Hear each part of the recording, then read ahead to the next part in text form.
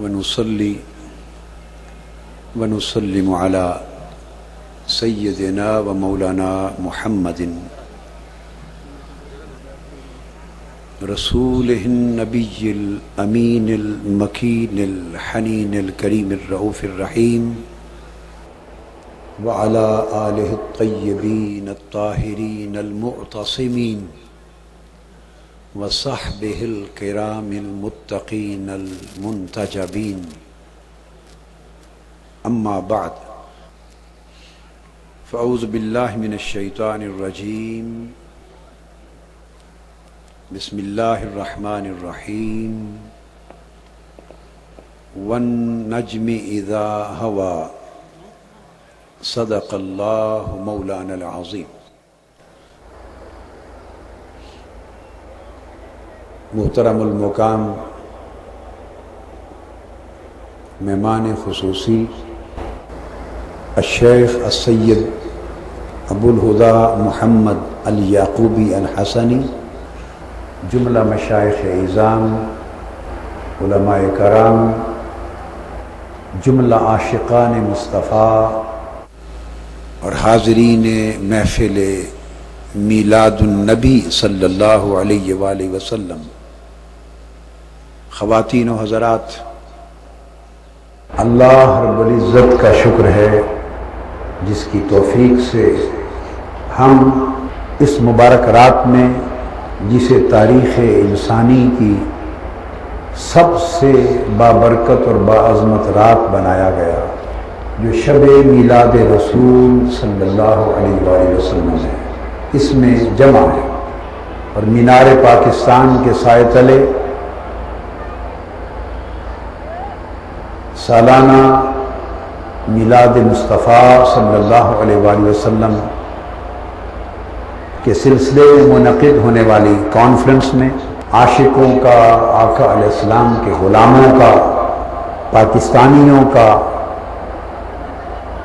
ٹھاٹھے مارتا ہوا سمندر مبارکباد کا مستحق ہے، اور میں آپ کو صبح میلاد مصطفیٰ کی آمد قریب ہے اس کی مبارکباد پیش کرتا ہوں۔ میں نے سورہ نجم کی پہلی آیہ کریمہ تلاوت کی ہے آج کے موضوع کے لیے۔ اس میں دو لفظ قابل توجہ ہیں، روشن ستارے کی جب وہ نیچے اترا، یہ اس کا معروف ترجمہ ہے، اور آج کی موضوع میلاد کی مناسبت سے یہ بات بتانا چاہتا ہوں کہ اس آیت کریمہ میں لفظ النجم، اس میں میلاد مصطفیٰ کا اشارہ ہے، اور اذا ہوا میں معراج مصطفیٰ کا اشارہ ہے۔ ہم سیدنا امام جعفر الصادق رضی اللہ تعالی عنہ کے بیان کردہ معنی سے شروع کرتے ہیں، جسے امام قرطبی نے، امام بغوی نے، امام آلوسی نے، قاضی ثناء اللہ پانی پتی نے اور بے شمار ائمہ تفسیر نے روایت کیا۔ امام جعفر الصادق فرماتے ہیں کہ اس آیہ کریمہ میں جو لفظ والنجم کہا گیا، روشن ستارہ، اس سے مراد سیدنا محمد مصطفیٰ صلی اللہ علیہ وآلہ وسلم۔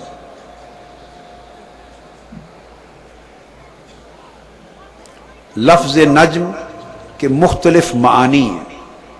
ایک معروف مرادی معنی تو آپ جان چکے کہ اس سے مراد روشن ستارہ ہے، مگر اب ہم اس کی اصل معنوی تحقیق کی طرف آتے ہیں۔ نجم عربی زبان میں کئی معانی کے لیے کئی مطالب کے لیے استعمال ہوتا ہے۔ سب سے پہلا معنی نجم کا اصل ہے، جڑ، روٹ، جس کو اصل کہتے ہیں، روٹ کہتے ہیں، جڑ کہتے ہیں کسی بھی چیز کی۔ عربی زبان میں کہا جاتا ہے، منجد میں، النجم الاصل یقال ھذا الحدیث لا نجم لہ، جس حدیث کی یا روایت کی کوئی اصل نہ ہو، بنیاد، روٹ نہ ہو، کہتے ہیں کہ اس حدیث کی نجم کوئی نہیں، یعنی اصل نہیں ہے۔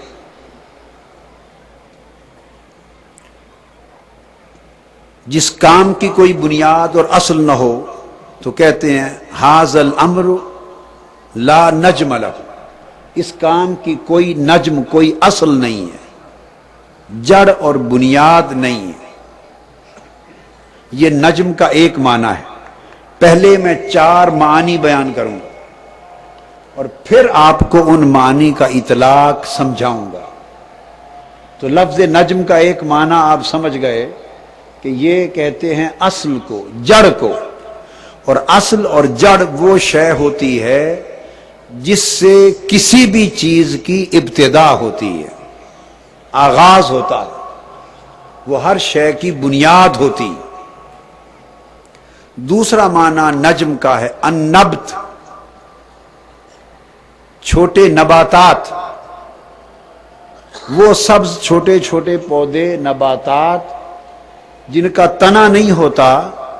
کسی بھی درخت کی ابتدا جب ہوتی ہے تو وہ نبات کی شکل میں ہوتی، چھوٹی سی سبزی اگتی ہے، کیاری چھوٹی سی بنتی ہے، ایک کلی سی پھوٹتی ہے، اور رفتہ رفتہ وہ جواں ہو کے درخت میں بدلتی۔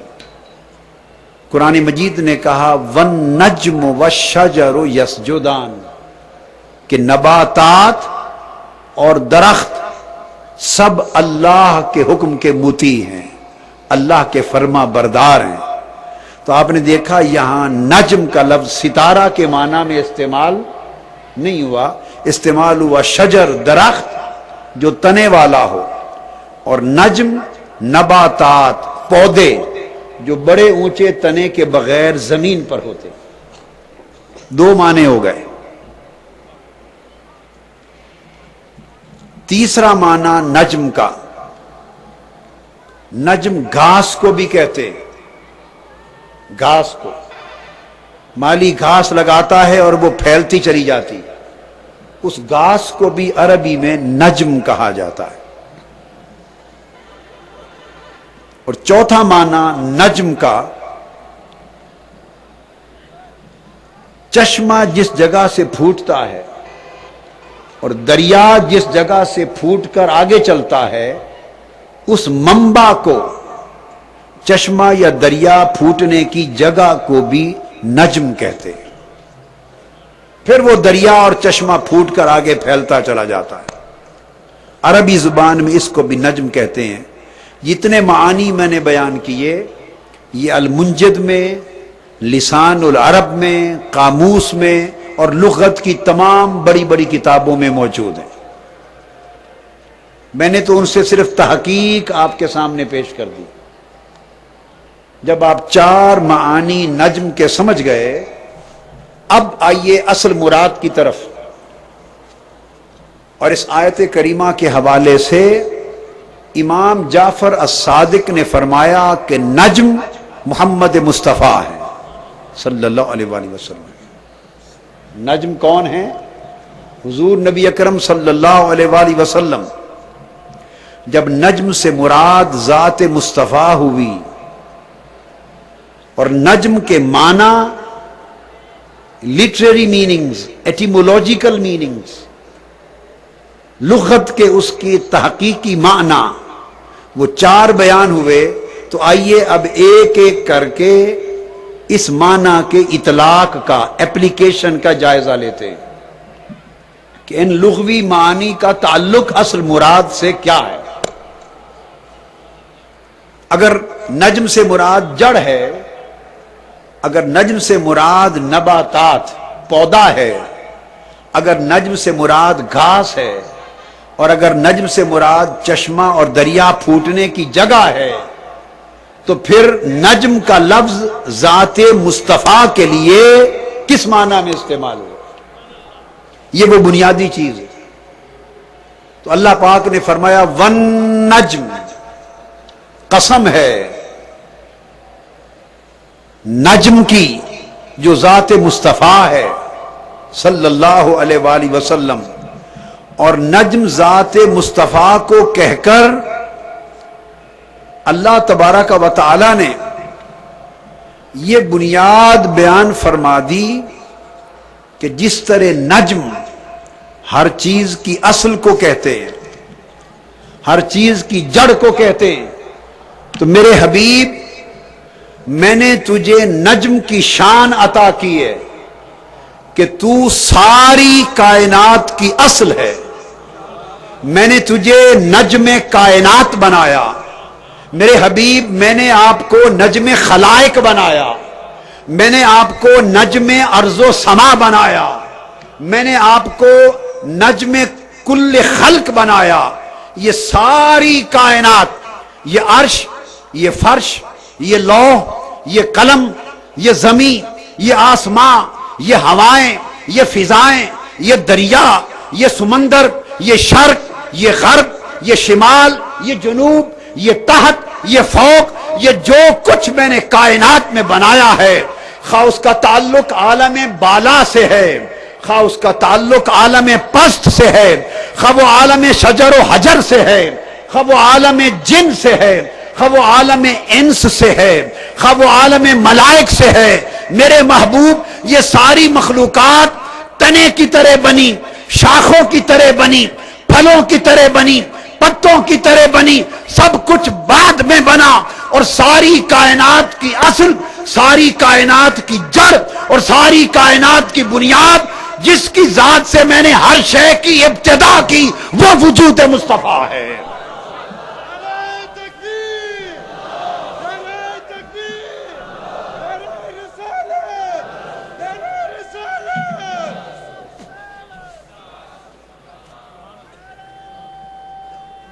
اور پھر اللہ پاک نے نجم کو مطلق رکھا، مقید نہیں کیا، یعنی یہ نہیں کہا کہ فلاں شے کا نجم، زمین کا نجم، بشروں اور انسانوں کا نجم، ملائکہ کا نجم، مادہ کا نجم، روح کا نجم، نور کا نجم۔ اللہ پاک نے نجم کو مقید نہیں کیا، اضافت نہیں کی، بلکہ مطلق رکھا۔ عربی کا قاعدہ ہے المطلق یجری علی اطلاقہ، جو مطلق اور ایبسولیوٹ ہوتا ہے وہ ایبسولیوٹ ہی رہتا ہے، کوالیفائی نہیں ہوتا، اسے محدود نہیں کیا جاتا۔ اگر نجم کی اضافت آ جاتی تو حضور اس مخلوق کے خاص حصے کی اصل ہو جاتے۔ اللہ نے فرمایا کہ محبوب آپ کو نجم بلا اضافت کیا، نجم بلا قید کیا، فقط ون نجم، مطلقاً نجم ہے، جس کا مطلب ہے کہ حضور کائنات اور مخلوقات میں جو کچھ ہے ہر شے کی اصل مصطفیٰ ہے، اور ساری کائنات اس مصطفیٰ کی فرع ہے۔ دوسرا معنی نجم کا جیسے میں نے عرض کیا وہ ہے نبات، والنجم والشجر یسجدان۔ اب نبات کیا ہوتا ہے؟ نبات بھی پودے کی وہ شکل ہوتی ہے جسے ابھی تنا نہیں ملا ہوتا، تو حضور کو نجم کہا ہے، شجر نہیں کہا۔ شجر اصل نہیں ہوتا، شجر اس اصل سے، پودے سے نکل کر بعد کی شکل ہوتی ہے۔ جب آپ بیج بوتے ہیں، مالی بیج بوتا ہے، پانی دیتا ہے، تو ابتدائی شکل جو نکلتی ہے وہ تو نبات ہے، وہ نجم ہے۔ وہ بڑھتے بڑھتے وہ بعد میں درخت بنتی ہے، تنے بنتے ہیں، اس پر شاخیں بنتی ہیں، پتے لگتے ہیں، پھل لگتے ہیں، پھول لگتے ہیں، تو سارا درخت بعد میں وجود میں آتا ہے۔ اور وہ درخت نکلتا کس سے ہے؟ اس ابتدائی حالت سے جس کو نجم کہا جاتا ہے۔ تو اللہ پاک نے فرمایا ون نجم، قسم ہے محبوب، یہ جو شجر تخلیق ہے، یہ جو کریشن کا درخت ہے، tree of creation, tree of creation, میرے محبوب آپ کو میں نے روٹ بنایا ہے، نجم بنایا ہے شجر تخلیق کا۔ ساری مخلوقات میں کسی کو تنا کا درجہ دیا، کسی کو شاخ کا درجہ دیا، کسی کو پتے بنایا، کوئی پھل بنا، کوئی پھول بنا، کوئی سایہ بنا۔ درخت تخلیق کی ہر شے بعد میں بنی، مگر کائنات کی سب سے پہلا وجود جو عدم سے باہر آیا مصطفیٰ، وہ تیری ذات تھی۔ پھر میں نے عرض کیا کہ نجم، نبت، گھاس کو بھی کہتے ہیں۔ کسے کہتے ہیں؟ گھاس کو۔ اب اس معنی کا اطلاق کیا ہے؟ بڑے غور سے سمجھیں۔ گھاس، ہر پودا اگر ایک درخت لگائیں گے تو ایک ہی درخت اگے گا۔ اگر آپ آم کا درخت لگا دے مالی، ایک گٹلی، تو ایک ہی درخت اگے گا، دو نہیں ہو سکتے۔ سیب کا درخت لگائے گا مالی تو ایک ہی درخت اگے گا۔ آپ سمجھ رہی ہیں بات کو؟ دو نہیں اگیں گے۔ جو درخت، جو پودا دنیا کا مالی لگا لے، ایک پودے سے ایک ہی درخت اگتا ہے، ایک سے دو نہیں بنتے۔ اس کائنات نباتات میں صرف ایک چیز ہے، گھاس، کہ مالی گھاس ایک جگہ لگاتا ہے، پھر اسے بہت سی جگہوں پر لگانے کی ضرورت نہیں ہوتی، وہ گھاس پھیلتی چلی جاتی ہے، جڑیں پکڑتی چلی جاتی ہے، اور ایک جگہ مالی کا گھاس کا پودا لگایا ہوا رفتہ رفتہ پھیل کے پوری کیاری کو بھر دیتا ہے، جہاں تک چاہتا ہے پھیلاتا چلا جاتا ہے۔ فرمایا محبوب تیری شان نجم کی ہے کہ اس کائنات کے مالی نے، اس کائنات کے مالی نے، رب کائنات نے تیرے نور کا ایک پودا لگایا۔ عدم تھا، کچھ نہ تھا، خدا تھا، اور خدا کے سوا کچھ نہ تھا۔ خلق نہ تھی، لوح و قلم نہ تھا، جن و ملائک نہ تھے، ہر چیز عدم کے اندھیرے میں تھی۔ اس کائنات کے مالی نے ایک پودا لگایا، اور وہ پودا نور مصطفیٰ کا تھا۔ اس کے بعد پھر کوئی اور پودا لگانے کی ضرورت نہ پڑی۔ اس نور مصطفیٰ کے پودے کو لگا کر کائنات کا مالی تجھے پھیلاتا گیا، اور تجھی سے لوح بھی بنتی گئی، قلم بنتا گیا، پھیل کر تجھی سے عرش نکلا، تجھی سے فرش نکلا، تجھی سے ارض و سما نکلی۔ تو محبوب تجھے نجم کی طرح ایک تیرے نور کا پودا لگایا، اور تجھ سے پھیل کر ساری کائنات بن گئی۔ نعرہ تکبیر، نعرہ رسالت، آمد مصطفیٰ، مرحبا مرحبا۔ پھر چوتھا معنی میں نے بیان کیا ابن منظور کی لسان العرب سے، وہ ہے جہاں سے چشمہ پھوٹے، جہاں سے دریا پھوٹے، اس کو نجم کہتے۔ اب فرمایا محبوب تو نجم ہے، تو نجم ہے۔ اس کا مطلب یہ ہے کہ جتنی سیرابی اس کائنات میں ہوئی ہے اس کی اصل منبع تو ہے۔ سارے چشمے تیرے نور سے پھوٹے ہیں، سارے دریا تیرے نور سے نکلے ہیں، سارے سمندر تیرے نور سے نکلے ہیں، مخلوقات کے سارے وجود تیرے منبع نور سے نکلے ہیں۔ گویا حضور کی ذات اقدس کو رب نے نجم بنا کر ایک ایسا منبع بنایا کہ لوگوں کائنات میں جتنی ہریالی نظر آ رہی ہے، جتنی سیرابی نظر آ رہی ہے، یہ ساری ہریالی، ساری سیرابی برکت ہے منبع نور مصطفیٰ کی۔ پھر ارشاد فرمایا پانچواں درجہ کہ محبوب تو امی ہے، تو بولیے، فرمایا الذین یتبعون الرسول النبی الامی، جو لوگ اس رسول کی اتباع کرتے ہیں جو نبی امی ہے۔ فرمایا فآمنوا باللہ ورسولہ النبی الامی، سو تم اللہ پر ایمان لاؤ اور اس رسول پر ایمان لاؤ جو نبی امی ہے۔ اب نبی امی آقا علیہ السلام کا لقب دیا۔ قرآن کا ترجمہ کرنے والے، تفسیریں لکھنے والے، قرآن کے درس دینے والے اور قرآن کے فکر کی اشاعت کرنے والے بالعموم ان کی نگاہ لفظ امی پر جب پڑی تو سوائے اس کے کہ کہیں سے پڑھے نہیں، کسی نے معاذ اللہ اپنی جہالت کی وجہ سے ان پڑھ کہہ دیا، ظلم کیا، کفر کیا، بددیانتی کی، گستاخی کی، یہ ایک بات ہو گئی۔ جو گستاخی سے بچے ان کی نگاہ یہاں تک پہنچی کہ اللہ کے سوا کسی اور سے نہیں پڑھے، اللہ کے سوا کسی مدرسہ سے اور کسی استاد سے نہیں پڑھے۔ لیکن عزیزان محترم، میں آج آپ کو یہ بتانا چاہتا ہوں کہ لفظ امی جب پڑھیں تو صرف پڑھنے اور نہ پڑھنے کے گھیرے میں نہ رہا کریں، اس سے آگے بھی کائنات ہے، اس سے آگے بھی کچھ کائنات ہے۔ اللہ نے فرمایا محبوب تجھے نبی امی بنایا۔ امی ام سے ہے، امی ام سے ہے۔ ام عربی زبان میں اصل اور جڑ کو کہتے ہیں، عربی زبان میں اصل اور جڑ کو کہتے ہیں۔ ماں کو بھی عربی میں ام کہتے ہیں، اور اس لیے کہتے ہیں ماں کو ام کہ ساری اولاد اس کے پیٹ سے جنم لیتی ہے، چونکہ اولاد اس کے پیٹ سے جنم لیتی ہے اس لیے وہ ام ہے۔ وَيُقَالُ لِكُلِّ مَا كَانَ أَصْلًا لِوُجُودِ شَيْءٍ مَبْدَأُ كُلِّ شَيْءٍ أُمٌ، ہر شے کا مبدأ، روٹ اس کو ام کہتے ہیں، قاعدہ ہے۔ یہ بات آپ سمجھ گئے؟ اب میں اس کی مثال دیتا ہوں۔ قرآن مجید نے لوح محفوظ کو ام الکتاب کہا۔ کیا کہا؟ فرمایا یمح اللہ ما یشاء ویثبت وعندہ ام الکتاب، اللہ کے پاس ام الکتاب یعنی لوح محفوظ ہے، اللہ کے پاس ام الکتاب لوح محفوظ ہے۔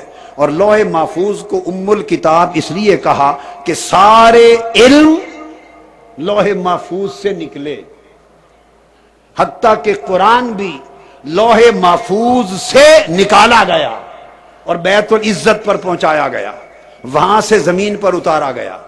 تو چونکہ سارے علم ام الکتاب سے نکلے ہیں اس لیے اس کو ہر علم کی ماں، ہر علم کی اصل، ہر علم کی جڑ ام الکتاب کہتے ہیں۔ اللہ پاک نے فرمایا انہ فی ام الکتاب لدینا لعلی حکیم، تو لوح محفوظ کو ام الکتاب کہا۔ امام راغب اصفہانی کہتے ہیں کیوں؟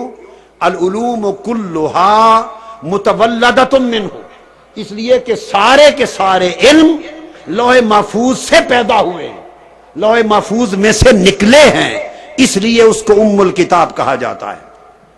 یہ بات سمجھ گئے؟ اب ایک دوسری مثال سن لیں۔ سورہ فاتحہ، اس کو ام القرآن کہتے ہیں۔ کیا کہتے ہیں؟ اس لیے کہ وہ پہلی سورت ہے قرآن کی، یعنی جب آپ قرآن کھولتے ہیں تو قرآن کی ابتدا سورہ فاتحہ سے ہوتی ہے، جہاں سے قرآن کی ابتدا ہوتی ہے اس سورت کو ام القرآن کہا۔ اب بات کو سمجھ گیا نا؟ ام القرآن یعنی جڑ، جہاں سے ابتدا ہوئی قرآن کی تلاوت کی۔ تیسری مثال، مکہ شہر کو ام القرآ کہتے ہیں۔ کیا کہتے ہیں؟ قرآن مجید نے کہا ھذا کتاب انزلناہ مبارک مصدق الذی بین یدیہ ولتنذر ام القرى ومن حولہا، یہ وہ کتاب جسے ہم نے نازل کیا، پہلی کتابوں کی تصدیق کرنے والی، اور یہ جو لوگ ام القرى میں ہیں، وادی مکہ میں، تاکہ انہیں اللہ کا ڈر سنائے، اور پھر اس کے ارد گرد جو کائنات کی بستیاں اور شہر ہیں ان لوگوں کو سنائے۔ تو قرآن نے مکہ کو ام القرى کہا، وادیوں کی ام، وادیوں کی ماں، آبادیوں اور شہروں کی جڑ۔ اب بتاتا ہوں کیوں کہا۔ اس لیے کہا کہ صحابہ کرام کہتے ہیں، امام قرطبی نے کہا، حضرت عبداللہ ابن عباس رضی اللہ تعالیٰ عنہ نے، حضرت عبد الرحمن بن ثابت رضی اللہ تعالیٰ عنہ نے، امام ابن کثیر نے، اور امام سیوطی نے، امام شوکانی نے، امام طبری نے یہ روایتیں بیان کی، اور حضرت قتادہ نے روایت کیا، تمام صحابہ تابعین نے، کہتے ہیں مکہ کو ام القرى اس لیے کہا گیا کہ ساری زمین پر پانی تھا، کوئی خشکی نہ تھی۔ پہلی جگہ جہاں سے پانی خشک ہوا اور زمین وجود میں آئی وہ وادی مکہ تھی۔ تو زمین کی ابتدا اس مکہ سے ہوئی۔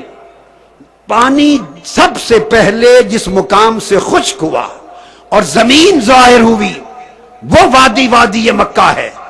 ام القریٰ لانہا اول الارض، مکہ کو ام القریٰ کہا گیا چونکہ یہ زمین کا سب سے پہلا ابتدائی حصہ ہے جہاں سے آبادی، خشکی اور زمین کی ابتدا ہوئی۔ امام بغوی فرماتے ہیں ام الشیء اصلہ ویقال لمکہ ام القریٰ لانہا اصل البلاد، مکہ کو ام القریٰ اس لیے کہتے ہیں کہ یہ ساری وادیوں کا مبدا ہے، اصل ہے، جڑ ہے۔ زمین کی ساری آبادیوں کی ابتدا مکہ سے ہوئی تھی۔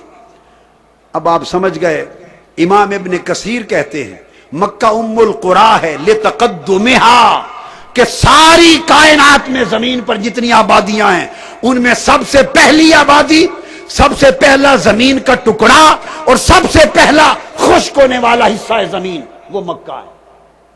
تو ابتدا اس وجہ سے یہ ام القریٰ نام بنا۔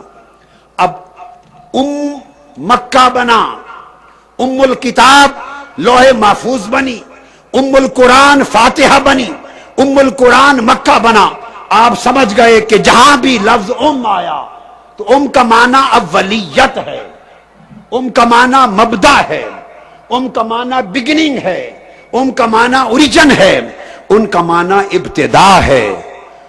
تو ابتدا، مبدا، اصل وہ ہو تو ہوتا ہے۔ تو آقا علیہ السلام کو فرمایا النبی الامی، میرے محبوب آپ وہ رسول ہیں، وہ نبی ہیں جن کو ہم نے شان امت عطا کیا ہے۔ جس طرح کائنات کی زمین کی ابتدا مکہ سے ہوئی وہ ام القریٰ بن گئی، جس طرح قرآن کی ابتدا فاتحہ سے ہوتی ہے وہ ام القرآن بن گئی، جس طرح ہر علم کی ابتدا لوح محفوظ سے ہوئی وہ ام الکتاب ہو گئی۔ تو میرے محبوب اس ساری کائنات اور جملہ موجودات کی ابتدا تیرے نور سے ہوئی، چونکہ سب سے پہلی خلق تو ہے، اس لیے تجھے امی کر کے بتا۔ نعرہ تکبیر، نعرہ رسالت، آمد مصطفیٰ، چہرہ والضحیٰ۔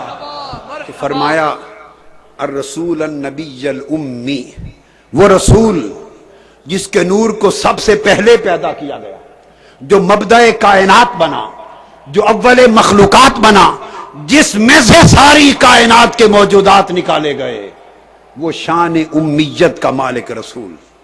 تو آقا علیہ السلام کے لیے اللہ پاک نے فرمایا قل ان صلاتی و نسکی و محیای و مماتی للہ رب العالمین وبذالک امرت وانا اول المسلمین۔ میرے محبوب فرما دیں ساری کائنات میں سب سے پہلے اسلام لانے والا میں ہوں، سب سے پہلے اسلام قبول کرنے والا، سب سے پہلے اللہ کے حضور جھکنے والا میں ہوں، سب سے پہلے کائنات میں اللہ کی فرما برداری کرنے والا میں ہوں۔ لوگوں، اگر حضور کی ابتدا آج سے 1400 برس اس ولادت سے لے لی جائے تو پھر تو انبیاء بھی حضور سے پہلے تھے، ملائکہ بھی پہلے تھے، جن بھی پہلے تھے، عرش و کرسی بھی پہلے تھے، پھر حضور اول المسلمین کیسے بنے؟ سب سے پہلے جھکنے والے کیسے بنے؟ قرآن نے کہا وَلَهُ أَسْلَمَ مَنْ فِي السَّمَاوَاتِ وَالْأَرْضِ، آسمانوں اور زمینوں کی کائنات میں جو کچھ ہے وہ سب اللہ کے حضور جھکنے والا ہے، مسلم ہے۔ زمین و آسمان کی کائنات میں لوح ہے، قلم ہے، عرش ہے، فرش ہے، ملائک ہیں، جن ہیں، انسان ہے، جو کچھ ہے، نور ہے، بشر ہے، فرمایا سب لہو اسلم، اللہ کی فرما برداری کرنے والے ہیں۔ تو کائنات کی ہر شے فرش سے عرش تک اللہ کی فرما برداری کرنے والی مسلم ہے، اور ادھر فرمایا وَبِذَالِكَ أُمِرْتُ، مجھے بتایا گیا ہے انا اول المسلمین کہ سب سے پہلے فرما برداری کرنے والا کائنات میں ہوں۔ تو پتا چلا کہ عرش و فرش نے اللہ کی فرما برداری بعد میں کی، سب سے پہلے جس کی جبین حسن الوہیت کے سامنے جھکی وہ جبین مصطفیٰ تھی۔ جب آپ یہ بات سمجھ گئے تو اب آئیے کہ وہ نور جو سب سے پہلے جھکا، جس سے کائنات کی ابتدا ہوئی، ہم میلاد کا ذکر کر رہے ہیں آج، حضور کی تخلیق سے ولادت تک، تخلیق کائنات کی سب سے پہلی خلق حضور کا نور۔ حضرت ابو ہریرہ سوال کرتے ہیں یا رسول اللہ، ترمذی شریف میں حدیث عرض کرتے ہیں متا وجبت لکن نبوہ، فرمائیے آپ کے لیے نبوت کب ثابت ہوئی؟ آقا نے فرمایا وآدم بین الروح والجسد، جب آدم کا وجود بھی نہیں بنا تھا میں اس وقت نبی تھا۔ پھر حدیث پاک میں ہے، حضرت میسرہ الفجر روایت کرتے ہیں، بڑی خاص حدیث، وہاں تھا واجبات لک، نبوت کب سے ثابت ہے؟ بعض لوگ اس سے مراد یہ لیتے ہیں کہ اللہ کے علم میں تھا، یہ بات نہیں۔ اس پر سوال کی حضرت میسرہ سے روایت، انہوں نے پوچھا قلت یا رسول اللہ متا کنت نبیا، یا رسول اللہ آپ کب سے نبی ہیں؟ آپ کب سے نبی ہیں؟ فرمایا قال وآدم بین الروح والجسد، آدم کا ابھی وجود بھی نہیں بنا تھا میں تب سے نبی ہوں۔ اگر کوئی یہ سمجھے کہ اس سے مراد ہے کہ اللہ کے علم میں نبی ہونا تھا تو پھر حضور کی خصوصیت نہ رہی۔ اللہ کے علم میں تو آدم کا نبی ہونا بھی تھا، ابراہیم، موسیٰ، عیسیٰ، ہر نبی کا نبی ہونا تھا۔ تو جب ہر ایک کا نبی ہونا اللہ کے علم میں تھا تو پھر یہ حضور کی خصوصیت کیا ہوئی؟ وہ پوچھ رہے ہیں آقا آپ، اللہ کے علم میں تو ہر کوئی نبی تھا اور ہر ایک کی نبوت اللہ کے علم میں تھی، ہم پوچھتے ہیں کہ آپ نبی کب بنائے گئے؟ منصب نبوت پہ کب بٹھائے گئے؟ تاج نبوت آپ کے سر انور پہ کب سجایا گیا؟ آپ نے فرمایا ابھی کائنات میں بشریت کا اور نبوت کا سلسلہ شروع نہ ہوا تھا، عالم ارواح اور عالم انوار میں تب بھی میری نبوت کا سورج چمکتا تھا۔ نعرہ تکبیر، نعرہ رسالت، آمد مصطفیٰ۔ جب اللہ رب العزت نے نور مصطفیٰ کو ساری کائنات سے قبل تخلیق کیا تو اللہ تبارک و تعالی نے آپ کے نور کو تخلیق کر کے پھر انبیاء کی ارواح کو بنایا، اور جب ان کی ارواح کو بنایا تو ایک دن اللہ رب العزت نے ان کی محفل منعقد کی، جیسے آج رات آپ ذکر مصطفیٰ کی محفل میں ہیں اور یہ میلاد مصطفیٰ کی محفل ہے۔ عالم بشریت کے پیدا کرنے سے پہلے اللہ پاک نے عرش پر انبیاء کی محفل میلاد منعقد کی تھی، انبیاء کی روحوں کو جمع کیا تھا اور خطاب کیا تھا۔ اللہ نے فرمایا اذ اخذ اللہ میثاق النبیین لما آتیتکم، اور اللہ کا خطاب سنیے، اللہ نے سب انبیاء کی روحوں کو جمع کیا، وہ روحوں پر جمع ہو گئے۔ اللہ نے خطاب کیا ہے انبیاء میں تمہیں دنیا میں بھیجوں گا، کتاب دوں گا، نبوت دوں گا، حکمت دوں گا، اور جب تم سب دنیا میں آ چکو گے تو تم سب کے بعد اپنے پیغمبر آخر الزمان کو بھیجوں گا، وہ تمہاری نبوتوں کی تصدیق کر دے گا۔ یہ کہہ کر اللہ پاک نے فرمایا تم سب پر واجب ہوگا کہ تم اس نبی آخر الزمان کی نبوت پر ایمان لاؤ گے، اور اگر تم نے ان کا زمانہ پایا تو ان کے دین کی مدد کرو گے۔ تو اللہ پاک نے جب ان سے یہ وعدہ لیا تو پھر اللہ نے پوچھا کیا تم سب مل کر میرے ساتھ یہ عہد اور وعدہ کرتے ہو؟ سب انبیاء نے کہا کرتے ہیں۔ اللہ نے کہا میں بھی تمہاری اس وعدہ اور عہد پر تمہارے ساتھ گواہ بنتا ہوں۔ جب قرآن مجید کی اس آیت کریمہ کے مطابق ذکر مصطفیٰ کی مجلس منعقد ہو گئی اور حضور کی نبوت پر حلف نامہ ہو گیا، حلف وفاداری لیا گیا ہر پیغمبر سے، تو امام قسطلانی روایت کرتے ہیں، امام قسطلانی عین اس وقت جب محفل ذکر مصطفیٰ منعقد ہو رہی تھی، اللہ نے حکم دیا ہے نور مصطفیٰ یہ پیغمبر تیری نبوت پر ایمان اور وفاداری کا اعلان کر رہے ہیں، یہ انبیاء تیرا حلف وفاداری لے رہے ہیں، اے نور مصطفیٰ تو بادل کی طرح ان کے اوپر چھا جا اور اپنی تجلیات ان پر گرا۔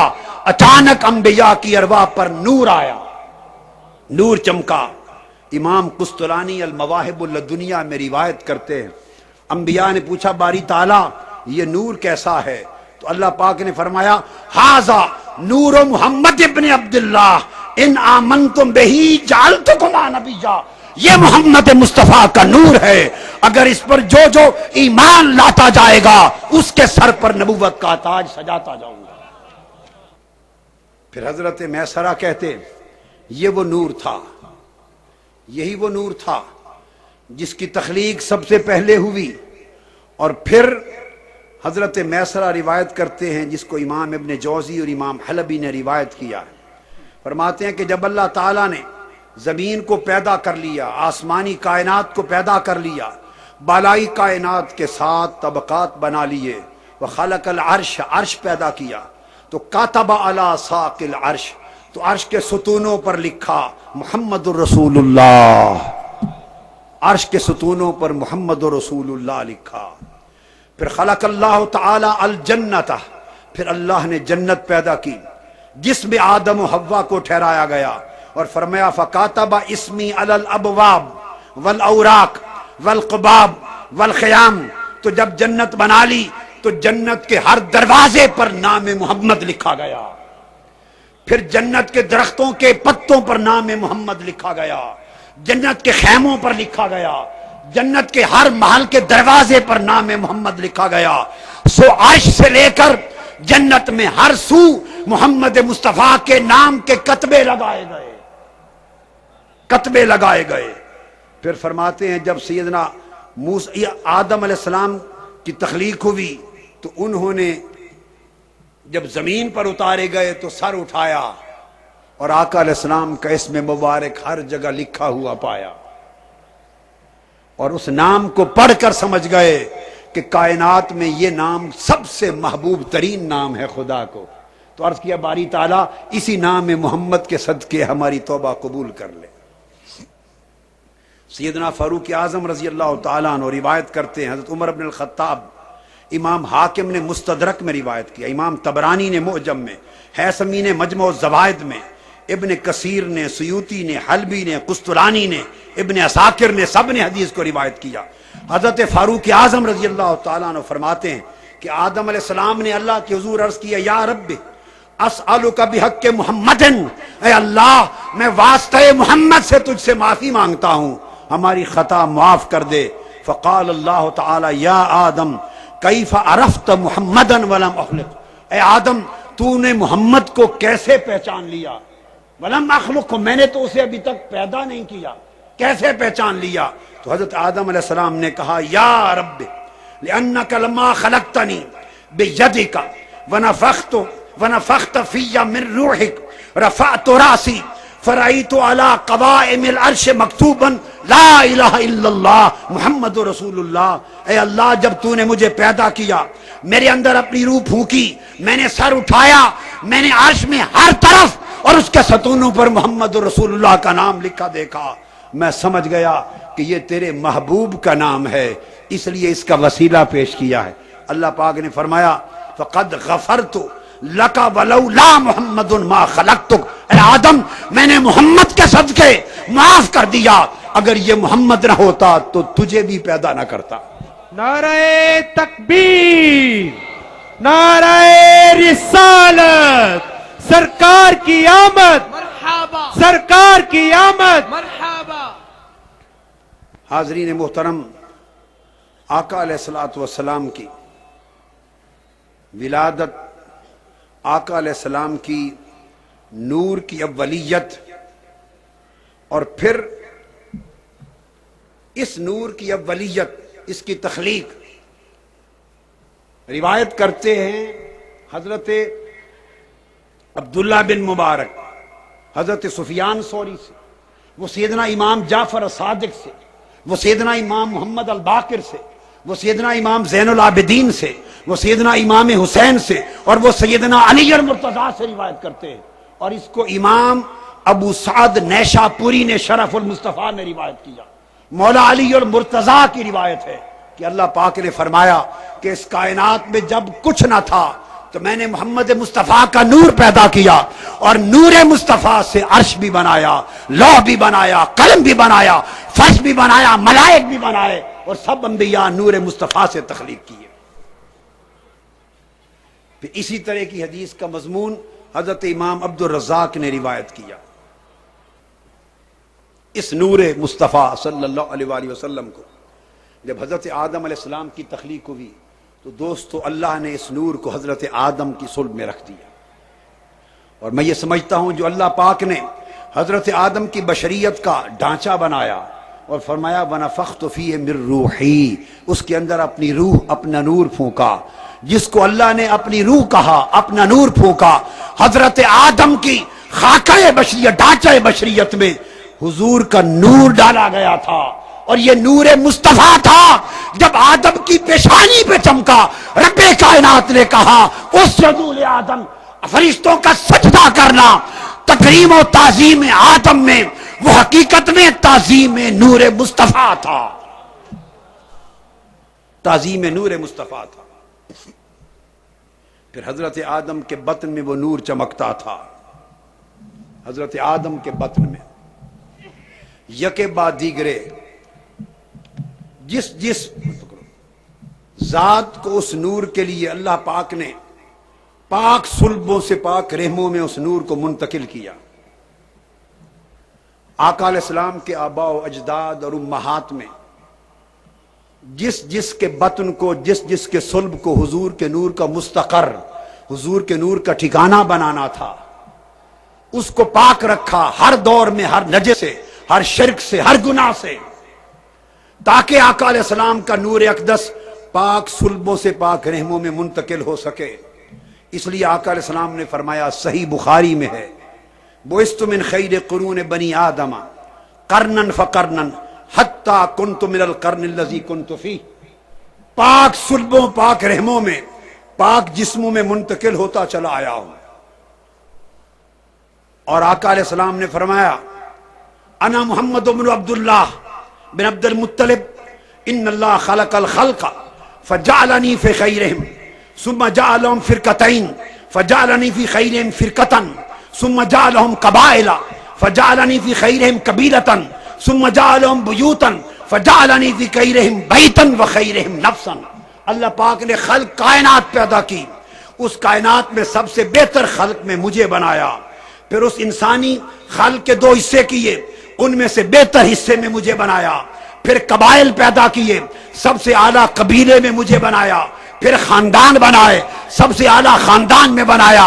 فرمایا اللہ نے خاندانوں کے اعتبار سے، نسب کے اعتبار سے اور ذات و حسب کے اعتبار سے کائنات میں سب سے اعلیٰ، سب سے انظف، سب سے عرفہ اور سب سے ستھرا نظیف میرے ذات کو بنایا ہے. آقا علیہ السلام کا نور آدم علیہ السلام کی نسل میں منتقل ہوتا چلا آیا. اور چلتے چلتے حضور علیہ السلام جب اپنا نسب بیان کرتے تو معد میں حضرت عدنان تک بیان کرتے تھے. نور مصطفیٰ نسل آدم میں پاک صلبوں میں منتقل ہوتا ہوا آیا. چلتے چلتے امام سہیلی نے لکھا ہے، آؤ آج کی رات چند ان پشتوں کا ذکر کر لیں جن میں حسن مصطفیٰ جھلکتا رہا، جن میں نور مصطفیٰ چمکتا رہا. ان میں حضرت معد بن عدنان آباء مصطفیٰ میں سے جب ان کی باری آئی، حضرت عدنان کے گھر بیٹا معد پیدا ہوا اور نور مصطفیٰ معد بن عدنان میں منتقل ہو گیا. تو امام سہیلی روایت کرتے ہیں، چھوٹے تھے حضرت معد بن عدنان، 500-700 سال 600 سال آقا کی ولادت سے قبل آبائے مصطفیٰ میں ایک جد تھے، ان میں نور مصطفیٰ جب منتقل ہوا تو اللہ تعالیٰ نے اس دور کے نبی حضرت ارمیاہ کی طرف وحی کی۔ بخت نصر کا زمانہ تھا اور حکم فرمایا کہ اے ارمیاہ بخت نصر کو جا کے بتا دے کہ میں نے سرزمین عرب پر تیری حکومت کا فیصلہ کر لیا ہے، اپنی فوج لے کر جا، اور یہ معد بن عدنان جو چھوٹا معصوم بچہ ہے اسے اپنے براق پر سواری پر سوار کر کے حفاظت کے ساتھ عرب سے شام کی طرف لے کر جا، اس کی حفاظت کرنا کیونکہ اس کی صلب میں نے وہ نور رکھا ہے، وہ چلتے چلتے اس کی نسل سے نبی آخر الزماں پیدا ہوگا۔ چنانچہ حضرت معاد کو وہ ساتھ لے کر گیا اور حضرت معاد نے بنی اسرائیل میں نشو و نما پائی اور جوان ہوئے تو ان کی شادی ہوئی معانہ نام سے۔ یہ بخت نصر جب حجاز مقدس پر گیا اور وہاں اس کا تسلط قائم ہوا تو بخت نصر کے زمانے نے دیکھا کہ حضرت معاد کے نور سے ان کے حسن کی ہر طرف برکتیں ہوتی تھیں، جدھر حضرت معاد جاتے تھے وہاں برکتوں کے چشمے پھوٹتے چلے جاتے تھے، مگر ظاہر بھی نگاہوں کو معلوم نہ تھا کہ اس کے اندر وہ کون سی نعمت رکھ دی گئی ہے جس نے اسے برکتوں کا منبع بنا دیا ہے۔ پھر آگے ان کے بیٹے نزار بن معد پیدا ہوئے۔ نزار بن معد بن عدنان جب وہ پیدا ہوئے حضور کے آباء و اجداد میں، ان کی دونوں آنکھوں کے درمیان پیشانی پر نور مصطفیٰ چمکا کرتا تھا، اور جدھر وہ جاتے نور مصطفیٰ کی چمک ہر طرف روشنی اور اجالے کر دیتی تھی۔ دنیا حضرت نزار بن معد کی پیشانی میں چمکنے والے نور مصطفیٰ کی شعاؤں کا نظارہ کرنے آتے تھے، مگر کسی کو خبر نہ تھی کہ یہ نور کیا ہے۔ پھر انہی کی اولاد سے الیاس بن مدر کا زمانہ آیا۔ الیاس بن مدر کے بطن میں، ان کے پشت میں نور مصطفیٰ منتقل ہوا۔ امام سہیلی روایت کرتے ہیں کہ جب نور مصطفیٰ حضرت الیاس بن مدر کی پشت میں تھا تو جس طرح حج کے ایام میں لبیک اللہم لبیک کی آواز آتی ہے، وہ اپنی پشت سے نور مصطفیٰ تسبیح خدا کرتا تھا، اور لبیک اللہم لبیک کی آوازیں حضرت الیاس بن مدر کی پشت میں سے آیا کرتی تھی۔ ان کی پشت سے لبیک اللہم لبیک کی شیریں آواز آیا کرتی تھی۔ پھر آقا علیہ السلام کے آبا میں حضرت کعب بن لؤی کا زمانہ آ گیا۔ یہ حضرت کعب بن لؤی حضور کے آباء و اجداد میں سے، یہ وہ جد امجد تھے۔ ان کی پشت میں جب نور مصطفیٰ منتقل ہوا تو یہ قریش میں، امام زرقانی شرح المواہب میں روایت کرتے ہیں کہ ہر جمعہ کے دن حضرت کعب بن لؤی 500 سال قبل، 400 سال قبل جمعہ کے دن قریش کو جمع کر کے محفل میلاد مصطفیٰ منعقد کرتے تھے۔ حضور کے میلاد کا وقت نہیں آیا تھا، ہر جمعہ کو قریش کا اجتماع کرتے، اکٹھا ہو کرتے، ان کو خطاب کرتے، اور آمد و ولادت و بعثت مصطفیٰ کا حضرت کعب بن لؤی ذکر کیا کرتے تھے۔ بتاتے تھے کہ حضور نبی آخر الزماں میری پشت میں سے آئیں گے۔ اور امام زرقانی کہتے ہیں ان کے علم کی بنیاد کتب سابقہ کی وہ بشارتیں تھیں جو حضرت آدم علیہ السلام کے وقت سے چلی آ رہی تھی۔ جمعہ کے دن قریش کا محفل منعقد کرنا اور محفل میلاد مصطفیٰ منعقد کر کے حضور کی آمد کا ذکر کرنا، یہ 560 سال حضور کی ولادت سے قبل ہوا کرتا تھا۔ پھر ان کا بیٹا آگے، ان کی نسل میں قصی بن کلاب آ گئے۔ جب قصی بن کلاب آئے تو ان کا معمول بھی یہ تھا کہ قصی بن کلاب، یہ بھی 500 450 500 سال پہلے ان کا معمول بھی یہ تھا۔ امام زرقانی لکھتے ہیں کہ جمعہ کے روز اپنی قوم کو قریش کو جمع کرتے تھے اور جمع کر کے حکم دیتے کہ حرم کی تعظیم کیا کرو کہ ان قریب اس حرم کو آباد کرنے کے لیے ہماری نسل میں سے نبی آنے والا ہے۔ آپ اندازہ کر لیں کہ نور مصطفیٰ نے ان کے آباء و اجداد کو یہ فہم دے دیا تھا، یہ معرفت دے دی تھی، یہ برکت دے دی تھی کہ حضور کی آمد کا انہیں نہ صرف علم تھا بلکہ محفل منعقد کر کے حضور کی ولادت کا ذکر کرتے تھے۔ پھر ان کی اولاد سے آگے بیٹے ہوئے ہاشم بن عبد مناف، دو بھائی تھے، حضرت ہاشم اور ایک مطلب۔ دونوں بھائی حضرت ہاشم میں نور مصطفیٰ منتقل ہوا، اور نور مصطفیٰ نے حضرت ہاشم کو اتنا خوبصورت بنا دیا تھا، اور ان کے بھائی مطلب کو کہ الکامل فی التاریخ میں امام ابن اسیر روایت کرتے ہیں کہ دونوں بھائیوں کا ان کے حسن و جمال اور نور کی چمک اور دمک کی وجہ سے اہل عرب بدران کہتے تھے، ان کو 14ویں رات کے چاند کہتے تھے۔ حضور کے نور کے باعث 14ویں رات کا چاند ان کو حضرت ہاشم کو کہا جاتا تھا، اور ان کے چہرے پر نور محمدی کی شعائیں اتنی درخشاں رہتی تھیں اور نور محمدی کی کرنیں اتنی ذوفشاں رہتی تھیں کہ امام زرقانی نے شرح المواہب میں روایت کیا ہے، جس طرف حضرت ہاشم کا گزر ہوتا، جو عیسائی پادری حضرت ہاشم کے چہرے پر چمکتا ہوا نور مصطفیٰ دیکھتا، یہ حضور علیہ السلام کے پردادا تھے، پردادا۔ وہ حضرت ہاشم بے ساختہ ان کے ہاتھ حضرت ہاشم کے ہر پادری چومنے لگ جاتا، اور جس شجر اور حجر، درخت اور پتھر کے قریب سے گزرتے وہ حضرت ہاشم کے سامنے سجدے میں گر جاتے۔ ارے نور مصطفیٰ کی پہچان عیسائی پادریوں کو بھی تھی، درختوں کو بھی تھی، پتھروں کے بھی تھی۔ افسوس انسان، پتھر، درخت، حیوان ولادت مصطفیٰ سے پہلے آپ کے پردادا میں بھی نور مصطفیٰ کو پہچان کر سجدے کریں، اور کتنے نادان ہم کہ حضور کی امت بھی ہو کر نور مصطفیٰ کی پہچان نہ کر سکیں۔ نعرہ تکبیر، نعرہ رسالت، آمد مصطفیٰ۔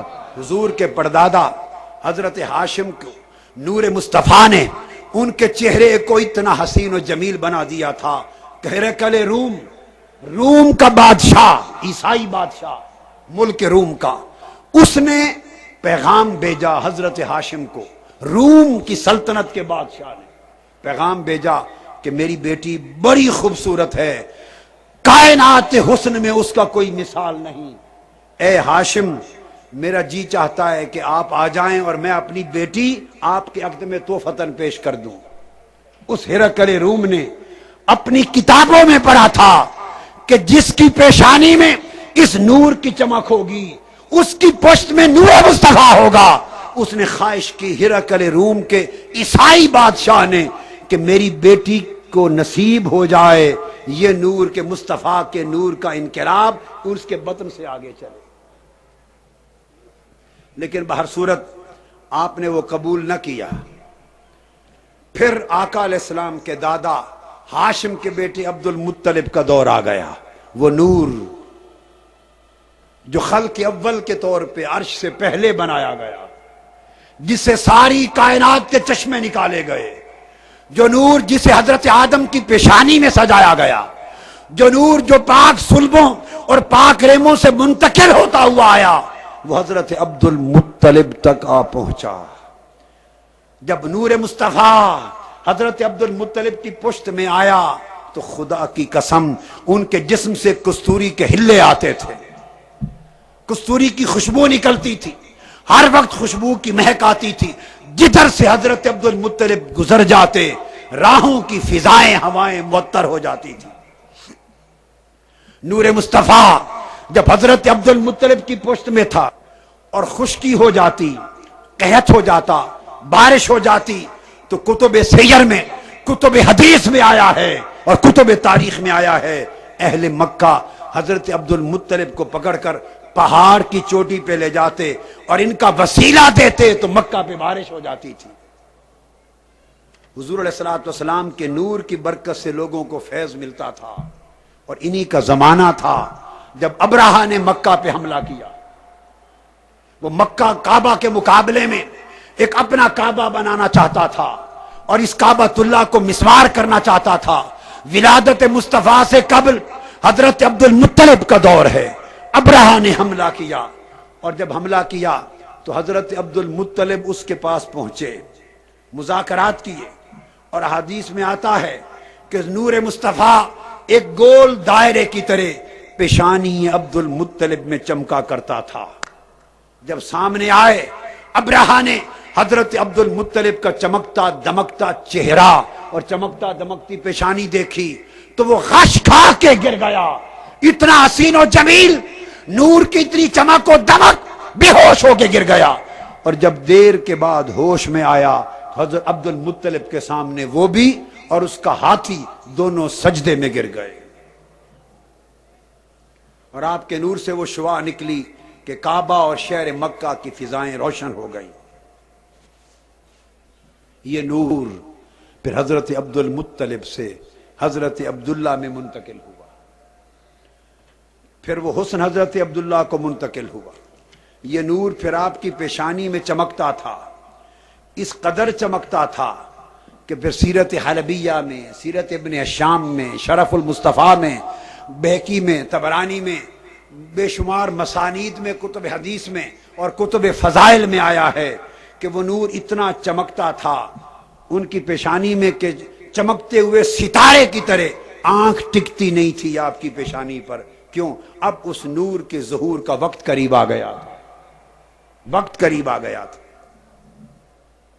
حضرت عبد المطلب اپنے بیٹے حضرت عبداللہ کو لے کر حضرت آمنہ کا رشتہ مانگنے جا رہے ہیں، رشتہ مانگنے جا رہے ہیں۔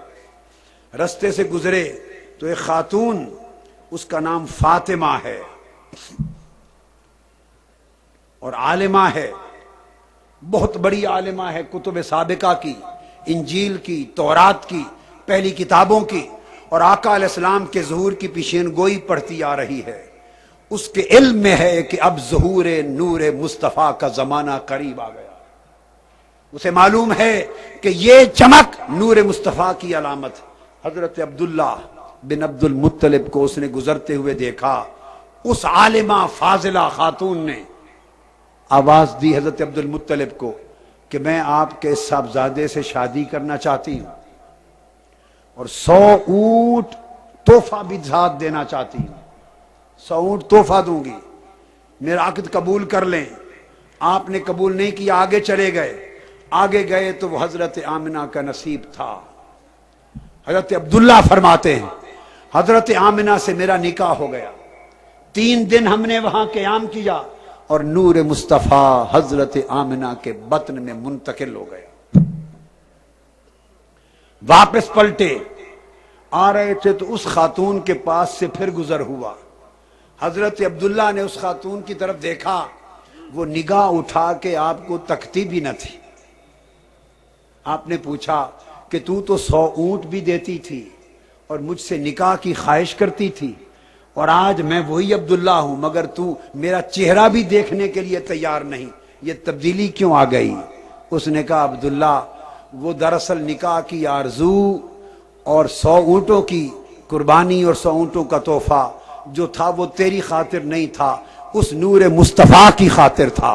جو تیری پیشانی میں چمک رہا تھا وہ اب نہیں، کوئی خوش نصیب لے گئی ہے۔ نعرہ تکبیر، نعرہ تکبیر، نعرہ رسالت، آمد مصطفیٰ، چہرہ والضحیٰ، کہہ رہی ہے یہ فضا۔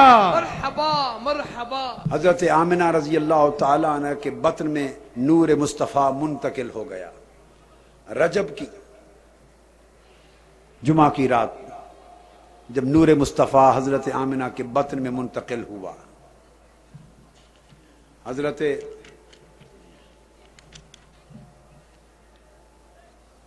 آمنہ کے بطن اقدس میں جب نور منتقل ہوتا ہے تو اللہ تبارک و تعالیٰ کی طرف سے حکم ہوا تمام ملائکہ کو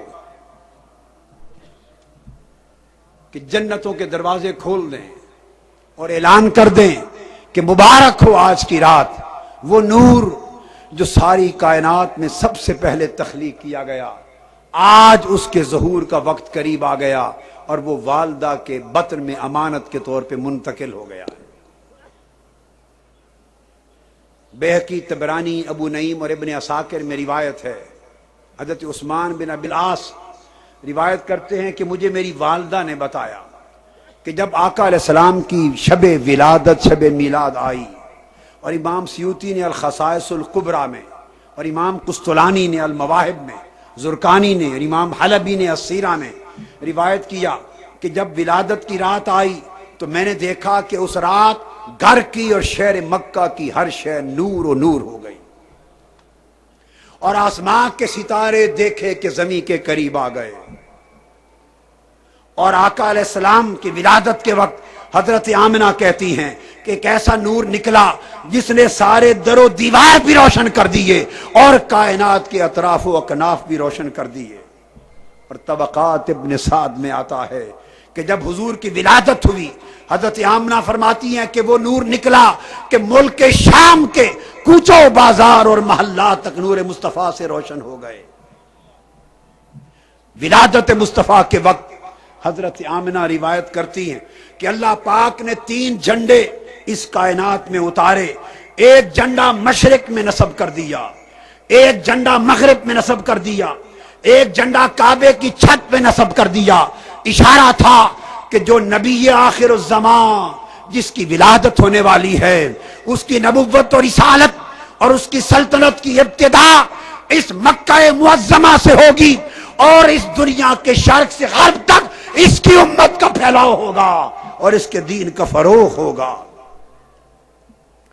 حضرت آمنہ رضی اللہ تعالی عنہ فرماتی ہیں، اور حضرت امام ابو نعیم اس حدیث کو روایت کرتے ہیں کہ جب آقا علیہ السلام کی ولادت کا وقت آیا اور حضور کی ولادت ہوئی، ام شفا نے روایت کیا کہ آپ 2 ہاتھوں کے ذریعے زمین پر آئے، آپ نے انگشت شہادت اٹھا رکھی تھی اور اللہ پاک کا نام بلند کر رہے تھے، اور اچانک مشرق سے مغرب تک کائنات منور ہو گئی، اور میں نے روم کے محلات کو دیکھا، اور پھر اچانک دیکھا کہ رحمت برسنے لگی اور زمین و آسمان اور مشرق و مغرب کے درمیان جو کچھ تھا وہ روشن ہو گیا، اور پھر ایک لباس ریشمی آقا کو اس میں لپیٹ دیا گیا، ہر شے پہ روب طاری ہو گیا، اور اس کیفیت میں حضور صلی اللہ علیہ وآلہ وسلم کو لے جایا گیا۔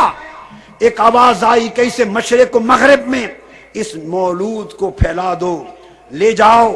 آقا علیہ السلام کو مشرق اور مغرب کی دفعتاً ہماری آنکھوں سے اوجھل ہو گئے اور ساری کائنات کی سیر کرائی گئی۔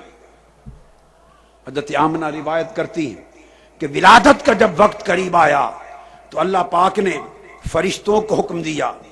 امام ابو نعیم نے روایت کیا عمرو بن قتیبہ سے کہ فرشتوں کو حکم دیا کہ اے ملائکہ، آسمانوں اور جنتوں کے دروازے کھول دیے جائیں، اور ساروں کو حکم دیا کہ حاضر ہو جاؤ۔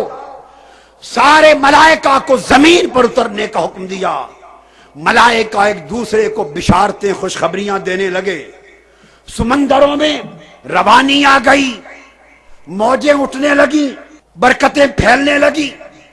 حکم ہوا کہ سب شیطانوں کو 70 زنجیروں میں جکڑ دیا جائے، الٹا لٹکا دیا جائے۔ سرکش شیاطین پابندے تو کو سلاسل کر دیے گئے، سورج کی شعاع بڑھا دی گئی، اور ولادت مصطفیٰ کے اعزاز میں حکم ہوا کہ اس سال جتنی عورتیں حمل کے ساتھ ہیں مصطفیٰ کے میلاد کے صدقے سب کے بیٹے پیدا ہوں گے، اس لیے کہ عرب کی سرزمین کا رواج تھا کہ بیٹی پیدا ہوتی اسے قتل کر دیتے، زندہ زمین میں دفن کر دیتے۔ فرمایا میرے مصطفیٰ کا میلاد ہے، جس گھر بیٹی پیدا ہوگی وہ زندہ دفن کر دی جائے گی۔ میلاد مصطفیٰ کے طفیل نہ بیٹی پیدا ہو نہ کسی کے گھر ظلم کا امکان پیدا ہو۔ مصطفیٰ ظلم کو مٹانے کے لیے آئے ہیں، مصطفیٰ ہر ایک کو برکتیں دینے کے لیے آئے ہیں، مصطفیٰ ہر ایک کو معروبیوں سے نکالنے کے لیے آئے ہیں۔ تو تاجدار کائنات کی ولادت نے ہر گھر میں ظلم کا خاتمہ کر دیا۔ حکم ہوا 70,000 حوریں ولادت مصطفیٰ کے استقبال میں قطار اندر قطار کھڑی ہو جائیں۔ 70,000 حوریں حضور کے میلاد کے استقبال میں کھڑی ہو گئیں۔ رب کائنات نے آسمان پر عرش پر زبرجد اور یاقوت کا ایک ستون قائم کیا۔ اس ستون کے ذریعے عالم سماوات کے نور کو بہت زیادہ بڑھا دیا، اور وہ ستون حضور فرماتے ہیں معراج کی رات میں نے دیکھا تھا، وہ ستون میلاد مصطفیٰ تھا۔ حوض کوثر کے کنارے اللہ پاک نے کستوری کے 70,000 درخت لگا دیے تاکہ خوشبوئیں مہک جائیں، نور پھیل جائیں، برکتیں پھیل جائیں، نعمتیں پھیل جائیں۔ ستاروں تم نیچے چلے جاؤ، فرشتوں آسمان کی کائنات کو چھوڑ کر مکہ کی وادیوں میں آ جاؤ، حوروں تم خیمہ زن ہو جاؤ، ستاروں تم جھک کر آسمان کو نیچے لے جاؤ۔ ساری کائنات کی ہر شے استقبال میلاد مصطفیٰ کے لیے مکہ کی وادی کے یا ارد گرد تھی یا اوپر تھی۔ لات و عزا کے سب بت گر گئے، کسی کو خبر نہ تھی کہ یہ سب کیا ہو رہا ہے۔ کعبہ کی وادیوں سے، کعبہ کی دیواروں سے آواز آنے لگی، لوگوں میری زیارت کو آنے والوں، میرے نور کو مجھ سے چھین لیا گیا تھا اور بتوں کے ذریعے توحید کے گھر کو بتکدہ بنا دیا تھا، اب آج رات وہ آ گیا ہے جو میرے نور کو لوٹا دے گا، میری رون کے واپس میری جھولی میں ڈال دے گا۔ ہر جانور کو اللہ نے زبان دی، وہ حضور کی ولادت کی خبر دینے لگا، ہر جانور حضور کی ولادت کی خبر دینے لگا۔ پرندوں کو حکم ہوا، حضرت آمنہ فرماتی ہے کہ جس دن سے آقا علیہ السلام کا نور پاک میرے بطن میں آیا تھا، 9 مہینے تک مجھے نہ کوئی بوجھ ہوا نہ تکلیف ہوئی، اور جب ولادت کا وقت آیا تو حوریں لمبی لمبی خوبصورت عرب عورتوں کی طرح میرے ارد گرد کھڑی تھی۔ جنت کے پرندے اپنی چونچوں میں زبرجد یاقوت اور موتی لے کر اللہ کے حکم سے نچھاور کر رہے تھے، جنت کے موتیوں کی بارش کی گئی۔ اللہ پاک نے حضرت آمنہ فرماتی ہیں سارے حجابات اٹھا دیے اور ادھر حضور کی ولادت ہوئی، وہ سجدہ ریز ہوئے، ادھر نور نے ساری کائنات کو اپنی لپیٹ میں لے لیا۔ ایک سفید نور کا بادل آیا، اس نے حضور کو چھپا لیا، حضور کو میری آنکھوں سے اوجھل کر دیا۔ تھوڑی دیر کے بعد جب آقا آئے تو آقا کی آمد پر آپ ایک سفید ریشمی جنت کے لباس میں ملفوف تھے، سبز ریشم کا لباس تھا، آبدار موتی سے بنی ہوئی 3 چابیاں میرے محبوب بیٹے محمد کے ہاتھ میں تھیں، اور کوئی کہہ رہا تھا ایک چابی محمد کے ہاتھ میں فتح و نصرت کی ہے، ایک چابی محمد کے ہاتھ میں نبوت و رسالت کی ہے، اور ایک چابی محمد کی ہاتھ میں ساری کائنات پر قبضہ و تسلط کی ہے۔ پرندے اتر رہے تھے اور آواز آئی حضور کی ولادت پر۔ امام سیوطی کہتے ہیں اس میرے مصطفیٰ کو آدم کی صفوت دے دو، وہ جو آدم صفی اللہ تھے اس کی صفوت اس میں دے دو، نوح علیہ السلام کی رکت دے دو، میرے مصطفیٰ کو ابراہیم کی خلت دے دو، مصطفیٰ کو حضرت اسماعیل کی زبان دے دو، مصطفیٰ کو حضرت یعقوب کی بشارت دے دو، اسے یوسف کا حسن دے دو، اسے داؤد کی آواز دے دو، اسے ایوب کا صبر دے دو، اسے یحییٰ کا زہد دے دو، اسے عیسیٰ کی سخاوت دے دو، اور وہ اخلاق جو حضرت آدم سے لے کر حضرت عیسیٰ تک ایک ایک خلق کر کے بانٹے گئے تھے۔ کسی کو کوئی معجزہ دیا تھا، کسی کو کوئی خلق دیا تھا، کسی کو کوئی کمال دیا تھا، کسی کو کوئی جمال دیا تھا، کسی کو کوئی جلال دیا تھا، کسی کو کوئی عظمت دی تھی۔ حکم ہوا کہ جو کچھ میں نے آدم سے لے کر عیسیٰ تک سب کو بانٹا، اب سارا کچھ جمع کر کے میرے مصطفیٰ کی چولی میں دے دو۔ آمد مصطفیٰ چہرائے والضحیٰ کہہ رہی ہے یہ فضا، آ گئے ہیں مصطفیٰ مرحبا. دوستو، آقا علیہ السلام کی ولادت ہو گئی اور آپ کے وجود مسعود کو اللہ پاک نے اب بشری، وہ نور کی خلقت تھی، اب بشری خلقت ہے، بشری ولادت ہے، اور اللہ پاک نے ہر بشر کا وجود مٹی سے بنایا ہے. قرآن میں کہا انی خالقم بشرم من صلصال من حمأ مسنون. ہر شخص کا، بشر کا بشری وجود مٹی سے بنایا ہے. نور کی خلقت وہ تھی، اب وجود مصطفیٰ، بشریت مصطفیٰ کی خلقت تھی. چونکہ مٹی سے بنانے کا قانون تھا، حکم ہوا، حدیث میں آتا ہے.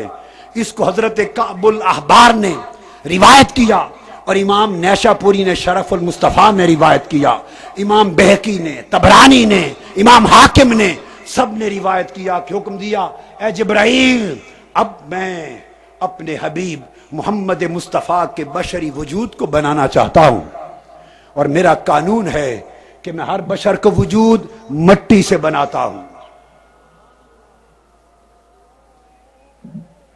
فرمایا جبرائیل جا، ملائکہ کو لے کر میرے محبوب محمد مصطفیٰ کی بشری جسم کی تشکیل کے لیے مٹی لے آ.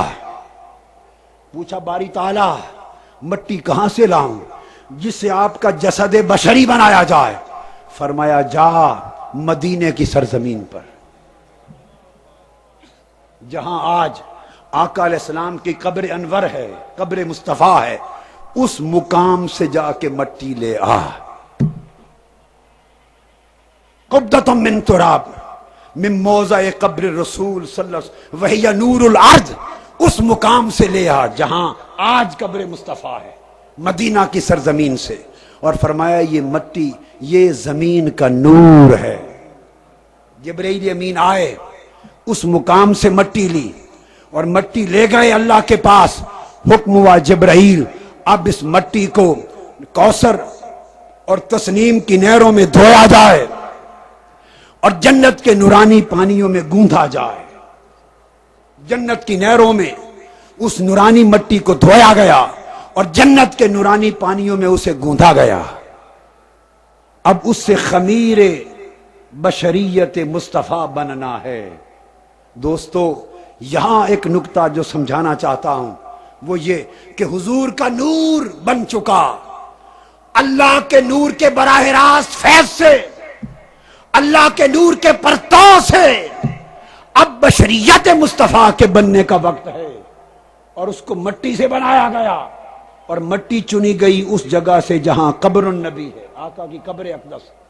اب ایک حدیث سن لیں، ہر شخص یہ حدیث جانتا ہے اور کوئی بڑا سے بڑا منکر بھی اس کا انکار نہیں کر سکتا.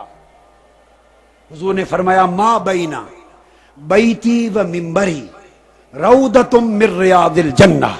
فرمایا میرے گھر سے لے کر میرے منبر تک یہ ساری زمین جنت کے باغات میں سے ایک باغ ہے. بڑا خاص نکتہ ہے. فرمایا میرے گھر کی اس دیوار سے لے کر میرے منبر تک ساری زمین جنت کا ایک باغ ہے. اب جنت کا باغ بنایا، اور یہ یاد رکھ لیں کہ جنت خود نور ہے. جنت خود، جنت نور، جنت کے درخت بھی نور، جنت کے پانی بھی نور، جنت کی مٹی بھی نور، جنت کے پتھر بھی نور، جنت کی کنکریاں بھی نور، جنت خود نور، اور جنت کا جو کچھ ہے وہ بھی نور ہے. اس بات کو ذہن میں رکھ لیں. اب چاہا کہ مٹی سے وجود مصطفیٰ بناؤں، قانون بھی نہ ٹوٹے کہ پیکر بشری مٹی سے بناتا ہوں، قانون بھی رہے. کہا جبرائیل مٹی لے آ. مٹی لینے بھیجا اور جس جگہ سے مٹی لینی ہے وہاں جنت کا ٹکڑا منتقل کر دیا. بنانا مٹی سے ہے اور مٹی بھی نہیں لینی، بنانا بھی مٹی سے ہے اور وجود مصطفیٰ کو مٹی لگانی بھی نہیں ہے. بنے بھی مٹی سے اور مٹی لگے بھی نہ. تو فرمایا جبرائیل جا لے آ، اور اس کے جانے سے پہلے وہاں جنت کا باغ منتقل کر دیا. اب دیکھنے میں اس کا نام زمین ہے اور حقیقت میں وہ ٹکڑا زمین نہیں، روضۃ من ریاض الجنہ، جنت کا نور کا ٹکڑا ہے۔ تو جنت کا نور کے ٹکڑے سے جا کے مٹی لی، تو جس مٹی سے حضور کی بشریت، حضور کا وجود بشری بنایا گیا، وہ ٹکڑا بھی نور ہے، وہ مٹی بھی نور ہے، جنت کا نور۔ ارے نور مصطفیٰ تو نور ہے ہی، بشریت مصطفیٰ بھی نور ہے، بشریت مصطفیٰ بھی نور ہے۔ جس مٹی سے مصطفیٰ کا وجود بشری بنا، وہ مٹی جنت کی مٹی ہے، اور جنت کی مٹی نور ہے۔ زمین سے اٹھایا، اور زمین جو بنائی وہ جنت کا ٹکڑا کیا اور آ گئی، اور اب فرمایا اسے جنت کے پانیوں میں دھو۔ کیوں؟ کہ تھوڑی دیر سے جنت کا ٹکڑا زمین پر رہا ہے، تو زمین کی فضا اور آب و ہوا اس کا اثر ہو گیا ہوگا، جنت کے پانیوں میں اس مٹی کو دھو دے تاکہ زمین کے گرد و پیش کا اثر بھی اس نور پر نہ رہے۔ پھر جنت کے تسنیم کے پانیوں میں گھوندا، تو تاجدار کائنات کا وجود بشری وہ بھی نور کی خاک سے جنت سے بنا، نور، نور کی بشریت میں رکھا گیا۔ میری بات سمجھیے، نور، نور کی بشریت میں، بشریت کو لباس بنایا، ڈھانچہ بنایا، نور کو نور میں رکھا گیا، بشریت بھی نور ہے، رکھ کے زمین پہ اتارا۔ یہ وجہ ہے کہ حضور جہاں چلتے سایہ نہ ہوتا تھا، اس لیے کہ سایہ تو دراصل مٹی کا ہوتا ہے، سایہ تو مادہ کا ہوتا ہے، اور مادہ مصطفیٰ بھی نور تھا، مادہ مصطفیٰ بھی نور تھا۔ اس لیے چونکہ ہمارا جسم کثیف ہے، نور لطیف ہے، تو کثیف لطیف کو روک لیتا ہے، اس لیے وہ سایہ بن جاتا ہے۔ وجود مصطفیٰ اس سورج کے نور سے بھی زیادہ لطیف تر تھا، اس لیے اس کا سایہ نہ بنتا تھا۔ یہ وجہ ہے کہ حضور کی بشریت کا سفر بھی نور کا سفر تھا، اور جب ولادت مصطفیٰ ہوئی تو اس سے بھی ساری کائنات حضور کے نور اقدس سے روشن ہو گئی۔ بات کو ختم کرنے کی طرف لا رہا ہوں دوستو، جب ولادت مصطفیٰ ہوئی، حضرت علیمہ کے نصیب میں حضور کا طفل آ گیا۔ حضرت علیمہ نے آ کے حضور کو اٹھایا، لے کے گھر کی طرف چلی ہیں، چاہا کہ جانے سے پہلے حرم کعبہ میں لے جاؤں اور کعبے کا طواف کرا لوں۔ 14ویں رات کا چاند حضرت آمنہ کی گود سے لے کر حضرت علیمہ اپنی جھولی میں ڈالتی، جھولی میں ڈالتی، کعبہ کے سین میں آتی، طواف کراتی۔ امام ابو یعلا مسند میں روایت کرتے ہیں، جب طواف کرا کے چاہا کہ حجر اسود کے پاس لے جاؤں اور بوسہ دلا دوں، کہتی ہیں اس خدا کی قسم جس کے قبضہ قدرت میں میری جان ہے، میں آپ کو کعبہ کی دیوار کی طرف لے کے بڑی، حجر اسود کے قریب پہنچی تھی کہ بوسہ دلاؤں، خدا کی قسم حجر اسود کعبہ کی دیوار چھوڑ کر باہر نکل آیا، باہر آ گیا، اور اس نے بڑھ کر مصطفیٰ کے لبوں کو بوسہ دے دیا۔ دوستو آج رات یہ وہ لمحہ میلاد مصطفیٰ تھا جس نے ساری کائنات کو برکتیں عطا کر دی۔ عیدیں اس عید میلاد کے صدقے سے ملی، ایمان کی نعمت ولادت مصطفیٰ کے صدقے سے ملی، اسلام کی نعمت ولادت مصطفیٰ کے صدقے سے ملی، قرآن ولادت مصطفیٰ کے صدقے سے ملا، اللہ کی پہچان ولادت اور بعثت مصطفیٰ کے صدقے سے ملی۔ لوگوں، ایمان بھی نعمت ہے، مگر یہ نعمت ولاد مصطفیٰ کا تصدق ہے۔ اسلام نعمت ہے، یہ نعمت میلاد مصطفیٰ کا تصدق ہے۔ قرآن نعمت ہے، نزول قرآن ولادت مصطفیٰ کا تصدق ہے۔ اللہ کی معرفت اور پہچان نعمت ہے، مگر اس کی معرفت بھی ولادت مصطفیٰ کا تصدق ہے۔ ہم جو کچھ ہیں سب کچھ نعمت ہے، مگر ہمارا ہونا بھی ولادت مصطفیٰ کا تصدق ہے۔ آؤ حضور کے میلاد کی رات یہ عہد کریں کہ اس سینے حضور کے عشق کے ساتھ معمور ہو جائے۔ سیرت اس لیے منائی جاتی ہے کہ لوگوں کے دلوں میں اتباع رسول کا جذبہ پیدا ہو، پیروی کرنے کا جذبہ پیدا ہو، اور میلاد اس لیے منایا جاتا ہے کہ دلوں اور سینوں میں مصطفیٰ کے عشق اور ادب کا جذبہ پیدا ہو۔ سیرت اتباع دیتی ہے، میلاد محبت مصطفیٰ، عشق مصطفیٰ اور ادب مصطفیٰ دیتا ہے۔ لوگوں اتباع میں کمی رہ گئی، عمل میں کمی رہ گئی تو بندہ خارج از ایمان نہیں ہوتا۔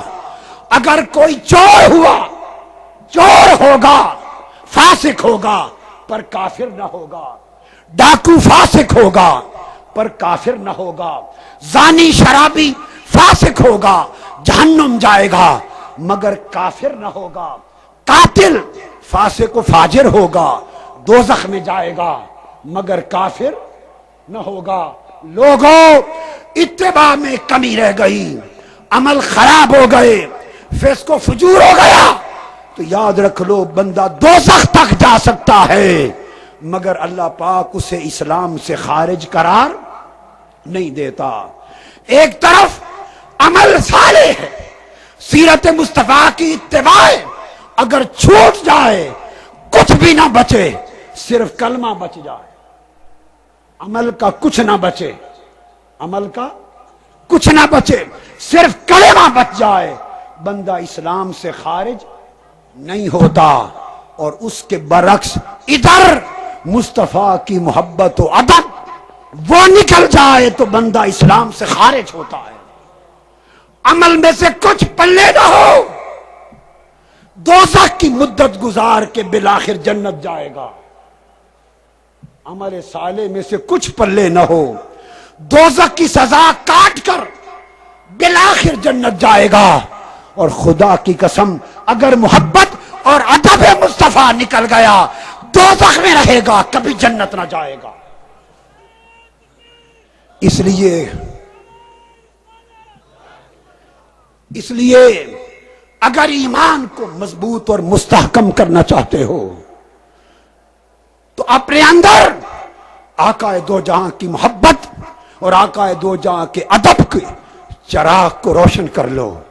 جوانوں، بیٹوں، بیٹیوں، ماں، بہنوں، بھائیوں، بزرگوں، پیغام دے رہا ہوں، قائر قیامت کا دن، قیامت کا دن حضور سے محبت کرنے والے، حضور کے عشق میں مگن رہنے والے، حضور کے ادب میں رہنے والے، قیامت کے دن ان کے چہروں پیشانیوں پر نور ہوگا، حضور کی قربت میں ہوں گے۔ صحابہ کرام کی عظمت کا راز یہ تھا، ان کے عمل عشق اور ادب مصطفیٰ کے تابع ہوتے تھے۔ جس کا نام محمد رکھ دیتے، بندہ جیسا بھی ہوتا، صحابہ فقط نام محبت کی وجہ سے اس شخص کی تعظیم کرتے۔ حضور نے فرمایا اپنے بیٹے کا نام محمد رکھو، اگر تمہارے بیٹے کا نام محمد رکھو تو وہ آئے تو اس کے لیے جگہ چھوڑ دیا کرو، عزت سے بٹھایا کرو۔ ارے عمل اس کا جیسا بھی ہو، نام محمد ہو تو اس کی عزت ہے، نام محمد ہو تو اس کی عزت ہے۔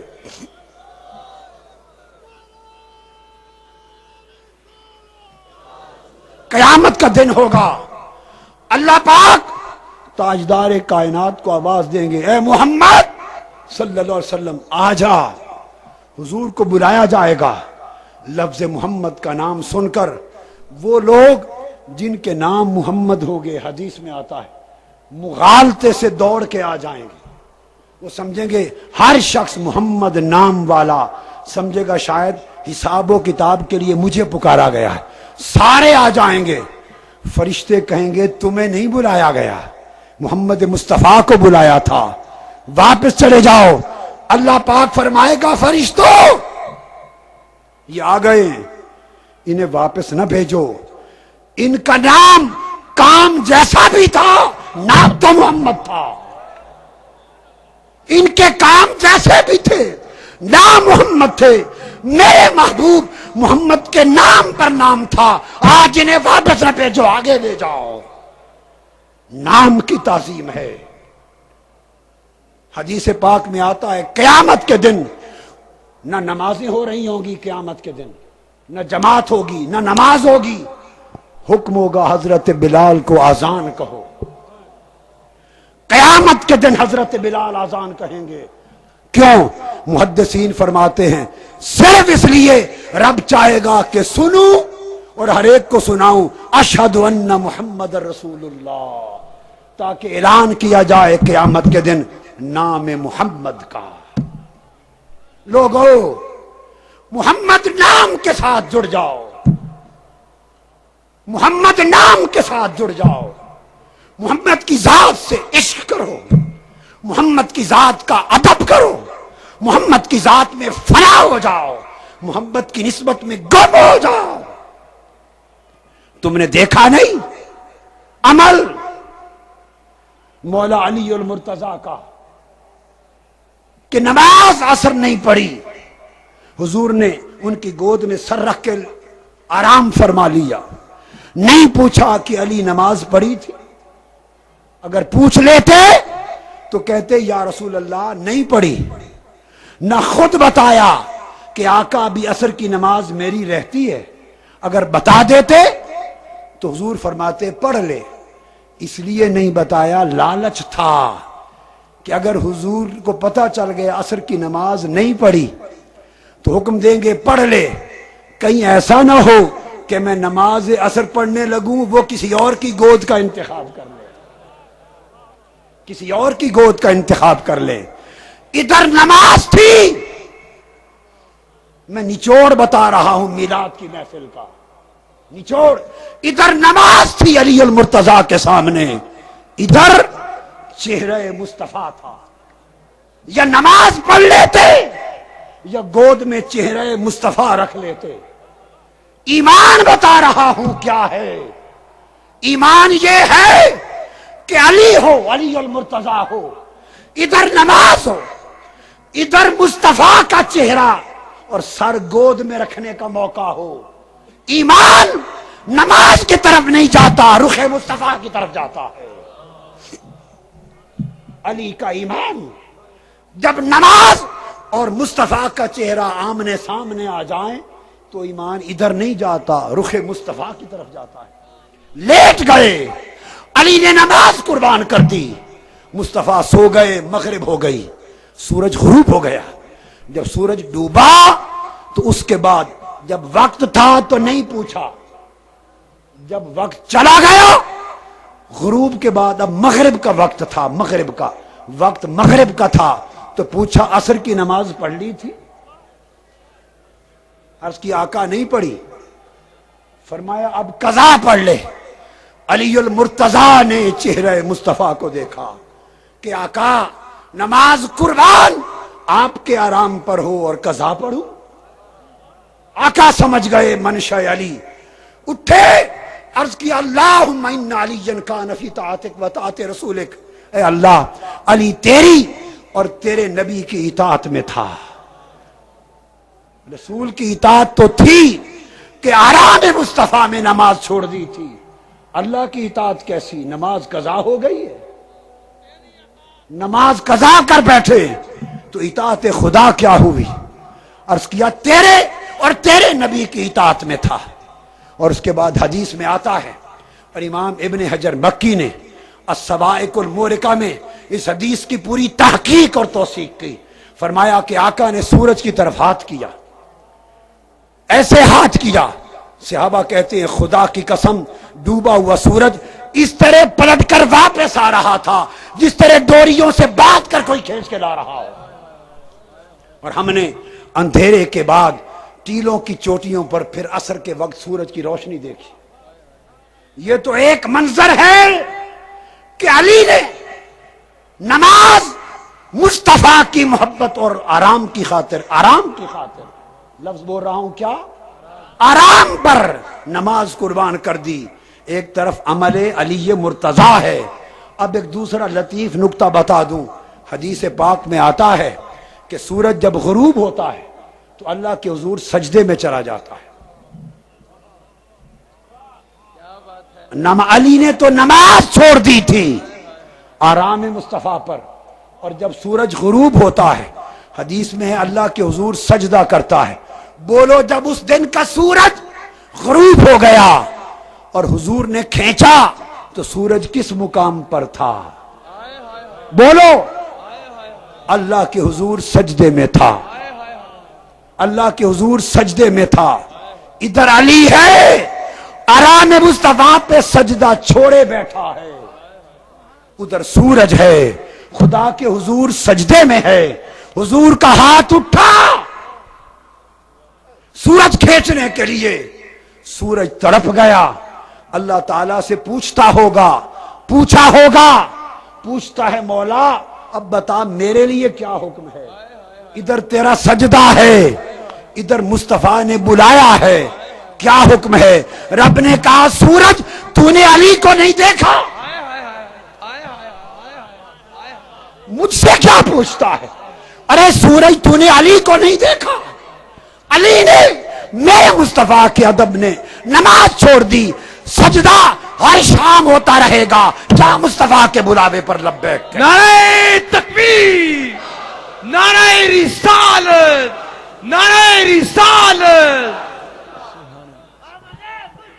مرحبا مرحبا مرحبا مرحبا۔ لوگو، ایمان کی حقیقت عشق مصطفیٰ اور ادب مصطفیٰ ہے، اور یہ حقیقت یہ میلاد کا پیغام ہے۔ میلاد لوگوں سنو، میں تحقیق اور ذمہ داری سے بتا رہا ہوں، اس لیے منایا جاتا ہے کہ دلوں میں مصطفیٰ کا عشق اور ادب پیدا ہو، عظمت اور تکریم پیدا ہو۔ اگر عظمت نہیں تو کوئی عمل قبول نہ ہوگا، کوئی عمل قبول نہ ہوگا۔ سن لو میری بات، ایمان کی قبولیت کی شرط عمل نہیں ہے، ایمان کی قبولیت کی شرط عمل نہیں ہے۔ ایمان عمل سے پہلے بلا شرط قبول ہو جاتا ہے، ایمان عمل سے پہلے بلا شرط قبول ہو جاتا ہے، مگر عمل کی قبولیت کی شرط ایمان ہے۔ عمل نہ ہو ایمان تب بھی قبول، اور اگر ایمان نہ ہو تو عمل نامقبول۔ تو پتہ چلا کہ عمل ایمان کی شرط سے قبول ہوگا۔ اب دیکھنا ہے کہ ایمان کیا ہے۔ ایمان نہ علم کا نام ہے نہ عمل کا نام ہے، ایمان خدا کی قسم، خدا کے حبیب کی محبت و ادب کا نام ہے۔ نعرہ تکبیر، اللہ اکبر، نعرہ رسالت یا رسول اللہ، نعرہ رسالت یا رسول اللہ، نعرہ حیدری یا علی۔ جب تعظیم نبوت آدم کا وقت آیا تھا، اللہ نے حکم دیا تھا سجدہ کرو، ابلیس اپنے علم کے ساتھ کھڑا ہو گیا تھا، انا خیر منہ، علم کی دلیل دی تھی، علم ابلیس کو لے ڈوبا، علم نے ابلیس کو شیطان بنا دیا، علم ابلیس کا ایمان بچا، بولیے ابلیس کا ایمان بچا، بھائی بولو، نہیں سکا۔ وہ جو علم کے ساتھ تھا برباد ہو گیا۔ ادھر پھر اللہ نے فرشتوں سے پوچھا تم بتاؤ، انہوں نے علم کے چراغ کو بجھا دیا، ہاتھ جوڑ کے کھڑے ہو گئے، کہنے لگے لا علم لنا، مولا ہمیں کوئی علم نہیں ہے، ہمیں کوئی علم نہیں ہے۔ ابلیس علم پر کھڑا ہوا، برباد ہو گیا۔ شیطانوں نے فرشتوں نے علم چھوڑ دیا، ادب اپنا لیا، علم چھوڑ دیا، ادب اپنا دیا، فرشتوں کو ادب نے مقرب بنا دیا، شیطان کو علم نے مردود بنا دیا۔ لوگوں، ایمان علم سے نہیں آتا، ایمان ادب سے، محبت سے، جھک جانے سے آتا ہے. پوچھو امام بخاری سے، مینا کا میدان ہے، حجت الوداع کے بعد عرفات سے مصطفیٰ مینا پہنچے، خطبہ دے رہے ہیں. دوران خطبہ صحیح بخاری میں خطبہ مینا کے الفاظ، دوران خطبہ آقا علیہ السلام ایک وقت آیا اور آپ فرمانے لگے، صحابہ کرام کے 1.25 لاکھ لوگوں کا اجتماع ہے. فرمانے لگے صحابہ سے، ایو یوم ھذا، بولو آج کون سا دن ہے؟ کس کو معلوم نہیں کہ یوم نحر ہے؟ قربانی دے رہے تھے، جانور ذبح کر رہے تھے، مینا میں کھڑے تھے، سب کو پتا تھا مینا میں قربانی کا دن ہے، مگر ہاتھ جوڑ دیے صحابہ نے. 1.25 لاکھ صحابہ کہنے لگے حضور معلوم نہیں، آپ ہی جانے، اللہ و رسول عالم. آپ نے فرمایا ایو شہر ھذا وقالوا اللہ و رسول عالم، پوچھا آج کون سا مہینہ ہے؟ صحابہ کو پتا تھا حج کا مہینہ ہے، حج کر رہے ہیں، احرام باندھے ہوئے. کون سا مہینہ حضور نے پوچھا؟ صحابہ کہنے لگے آقا معلوم نہیں، آپ ہی بہتر جانے کون سا مہینہ. پھر میرے مصطفیٰ نے پوچھا ایو بلد ھذا، مکہ کی طرف اشارہ کر کے پوچھا ایو بلد، یہ کون سا شہر ہے؟ کس کو معلوم نہیں تھا کہ شہر مکہ ہے، سامنے کعبہ ہے. صحابہ کہنے لگے اللہ و رسول عالم، حضور معلوم نہیں، آپ ہی بہتر جانتے. کسی نے پوچھا تابعین نے صحابہ سے کہ آپ کو سب کچھ معلوم تھا، بتایا کیوں نہیں؟ صحابہ نے پوچھا تمہیں معلوم تھا قربانی کا دن ہے، حج کا مہینہ ہے، مکہ کا شہر ہے، جواب کیوں نہیں دیا؟ قربان جاؤ. ارے صحابہ آپ کے ایمان پر، انہوں نے ایمان کی حقیقت کو جان لیا تھا کہ حقیقت ایمان ادب محمد ہے. انہوں نے پوچھا کیوں نہیں جواب دیا؟ صحابہ کہنے لگے اس لیے جواب نہیں دیا کہ معلوم نہیں منشا یار کیا تھی، معلوم نہیں منشا یار کیا تھی. وہ کہتے ہیں خدا کی قسم، ہم اگر کہتے حج کا مہینہ، مصطفیٰ کہہ دیتے نہیں محرم کا مہینہ، اس دن سے مہینہ بدل جاتا. ہم کہہ دیتے مکہ ہے اور یار فرما دیتا نہیں مدینہ ہے، خدا کی قسم مکہ شہر کا نام بدل جاتا. لوگوں جنہیں ایمان کی حقیقت معلوم تھی، ان کے ادب کا عالم یہ تھا، اپنی عقلوں کے چراغ بجھا دو عشق و ادب مصطفیٰ کے سامنے، خواہشوں کے چراغ بجھا دو عشق و ادب مصطفیٰ کے سامنے. امت ذلیل ہو رہی ہے، ہم در بدر ٹھوکریں کھا رہے ہیں، اٹھنے اور پھر سے جی اٹھنے کا کوئی راستہ نہیں رہا. بتا دو اور کوئی راہ نہ ہوگی. اگر پھر اپنی عزتوں کی بحالی چاہتے ہو تو وہ ترانے عشق مصطفیٰ کے پھر گاؤ جو بلال حبشی گایا کرتے تھے. ویسے کرنی والے عشق مصطفیٰ کی تپش پیدا کرو، اپنے سینوں میں عشق مصطفیٰ کی تپش انگاری دامڑ بچا لو. تمہاری آنکھیں حضور کی محبت میں پرنم رہیں، تمہارے دل عشق مصطفیٰ میں تڑپتے رہے، تمہاری روحیں حضور کے در کے ساتھ جڑی رہے، اور حضور کی حاضری اور حضور کی حضوری کا سوچا کرو. ارے نسبت محمدی میں فنا ہو جاؤ. اسی نسبت محمدی میں فنا ہو جانے کا نام بقا ہے. حضور کے ادب میں فنا ہو جانے کا نام ایمان ہے، اور حضور کے عمل میں فنا ہو جانے کا نام اسلام ہے. تحریک منہاج القرآن کی یہی دعوت ہے. اٹھو عشق و ادب مصطفیٰ کی دعوت لے کر، نسبت مصطفیٰ کی دعوت لے کر دنیا پہ چھا جاؤ. سب نسبتیں ٹھکرا دو. سیدنا صدیق اکبر کے اس فرمان کی طرح جن کو ایک دن ان کے بیٹے نے بتایا، بیٹے نے، جب وہ صحابی تھے، عرض کیا ابا جان آپ کو اس دن کا ایک واقعہ سناتا ہوں جب میں کافر تھا اور آپ کے خلاف میدان بدر میں مکہ کی کفر کی فوج کی طرف سے لڑ رہا تھا، وہ سناؤں۔ بیٹے نے کہا ابا جان میدان بدر میں 3 مرتبہ آپ کی گردن میری تلوار کی زد میں آئی تھی، اگر چاہتا تو سر قلم کر دیتا، مگر میں نے باپ سمجھ کے چھوڑ دیا۔ سیدنا صدیق اکبر جلال میں آ گئے، کہا بیٹے تو نے تو 3 مرتبہ باپ سمجھ کے چھوڑ دیا، اس خدا کی عزت کی قسم جس کے قبضہ قدرت میں میری جان ہے، تمہاری گردن اگر ابو بکر کی تلوار کی زد میں ایک بار آتی، خدا کی قسم سر قلم کر دیتا، بیٹا سمجھ کے کبھی نہ چھوڑتا۔ اس لیے کہ جب سے محمد والا سودا کیا ہے سارے سودے چھوڑ دیے،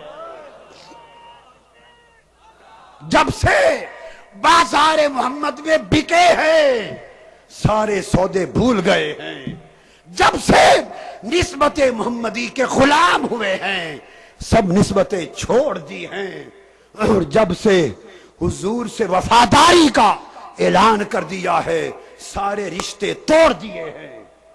آؤ اٹھو، رشتے مصطفیٰ کو ہر رشتے پر غالب کر لو، نسبت مصطفیٰ کو ہر نسبت پر غالب کر لو، غلامی مصطفیٰ کو اپنا لو اور ساری غلامیوں کے بتوں کو ٹھوکر مار کر توڑ دو۔ میں ختم کر رہا ہوں اس اعلان پر کہ یہ تحریک امت مسلمہ میں انشاءاللہ اسلام کا احیاء کر کے رہے گی، دین کی تجدید کر کے رہے گی۔ لوگوں سن لو، میں اس لیے پیدا کیا گیا ہوں، اس لیے زندہ ہوں اور اس لیے مر جاؤں گا کہ اپنے مصطفیٰ کا عشق ایک ایک سینے میں چراغ جلا دوں، اندھیرے عشق مصطفیٰ سے ختم کر دوں۔ اٹھو، عشق مصطفیٰ کی شمع لے کر، ادب مصطفیٰ کی شمع لے کر زندگیوں میں انقلاب لاؤ، دین کی تجدید ہوگی۔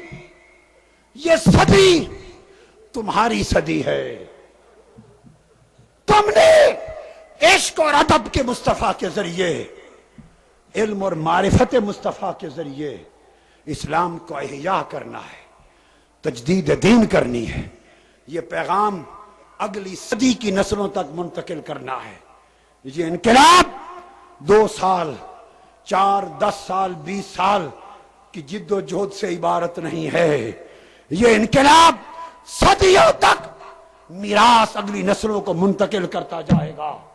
بنیاد رکھی ہے، اس بنیاد پر دیواریں قائم کی ہیں، بڑھتے جاؤ، بس ہمت نہ ہونا، مایوس نہ ہونا، فتح نصرت اترے گی، تمہارے قدموں میں آئے گی اگر تم ہمہ وقت مصطفیٰ کے قدموں میں رہو گے، مصطفیٰ کے قدموں میں رہو گے۔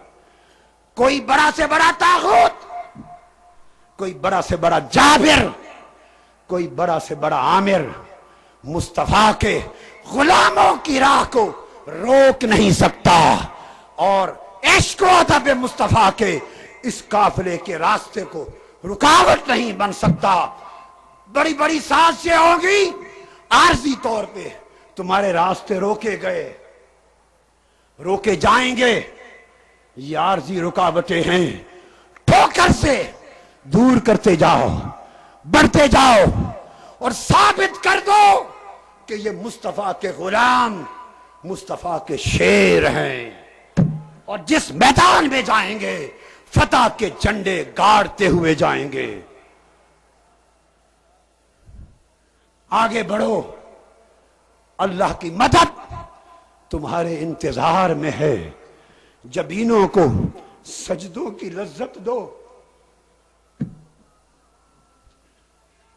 جبینوں کو سجدوں کی لذت دو، اللہ کے حضور دست بستہ رونے کے حال میں کھڑا ہونا سیکھو، دلوں کو اس کی ڈوری حضور کے گنبد اور حضور کی زلفوں سے جوڑ دو، ہر وقت حضور کی یاد میں رہا کرو، ہر وقت حضور کی دھن میں رہا کرو، ہر وقت حضور کے خیال میں رہا کرو، حضور کے دھیان میں رہا کرو، اٹھو بیٹھو چلو پھرو جیو مرو مصطفیٰ کے لیے، مصطفیٰ میں، مصطفیٰ کی خاطر، مصطفیٰ کی طرف۔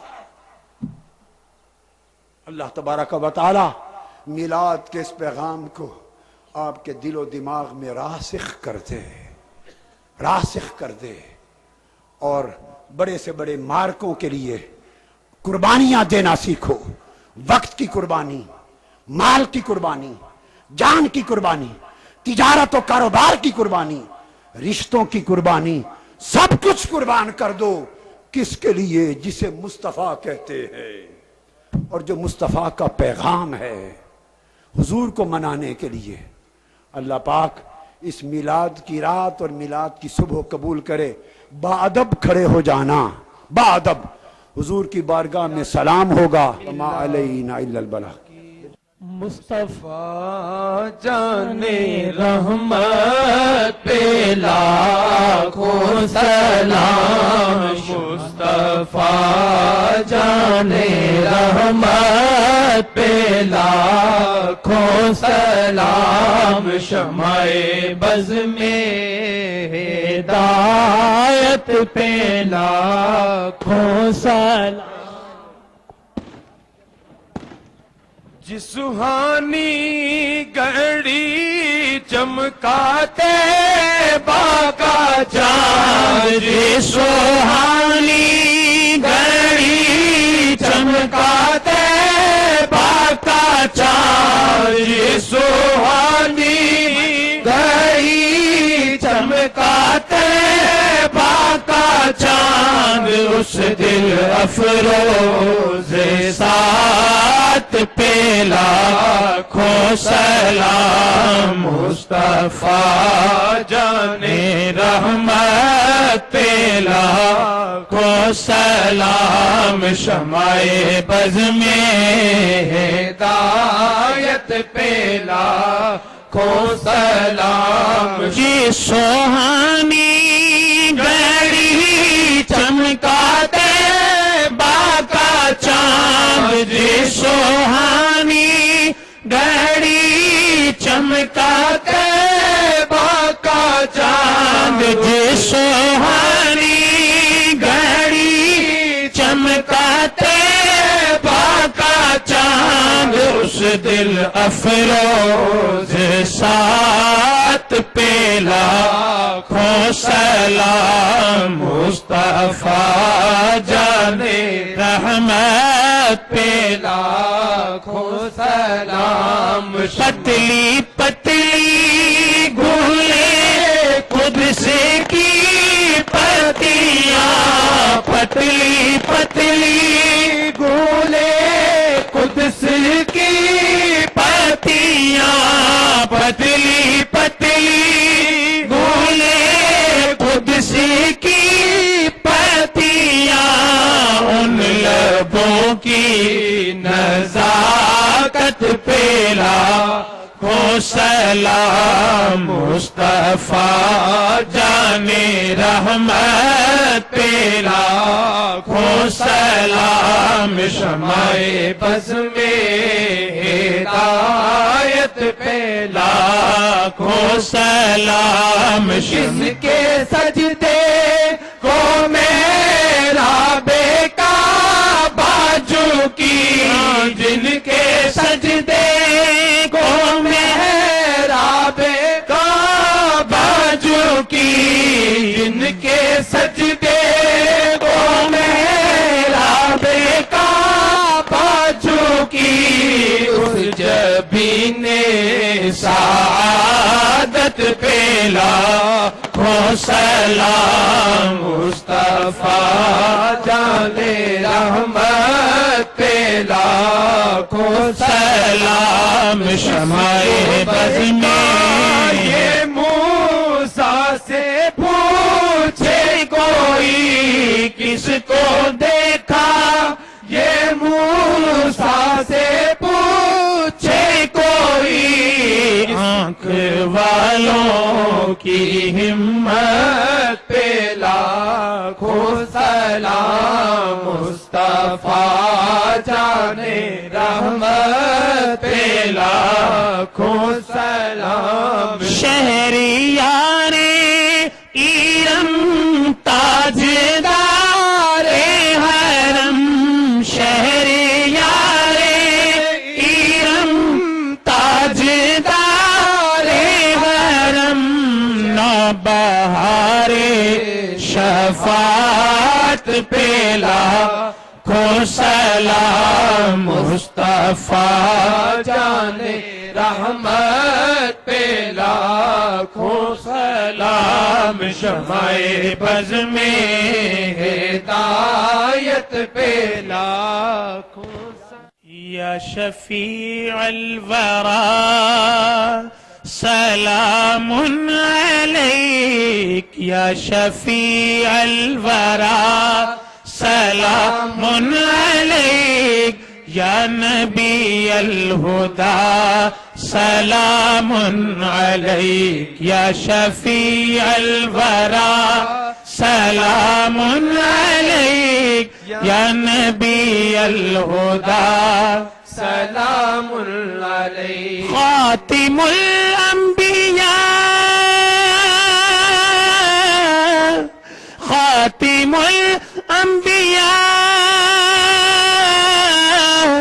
سلام علیک سید الاسفیاء سلام علیک سید الاسفیاء سلام علیک یا نبی الہدا سلام علیک یا شفیع الورا سلام علیک یا نبی الہدا سلام علیک احمد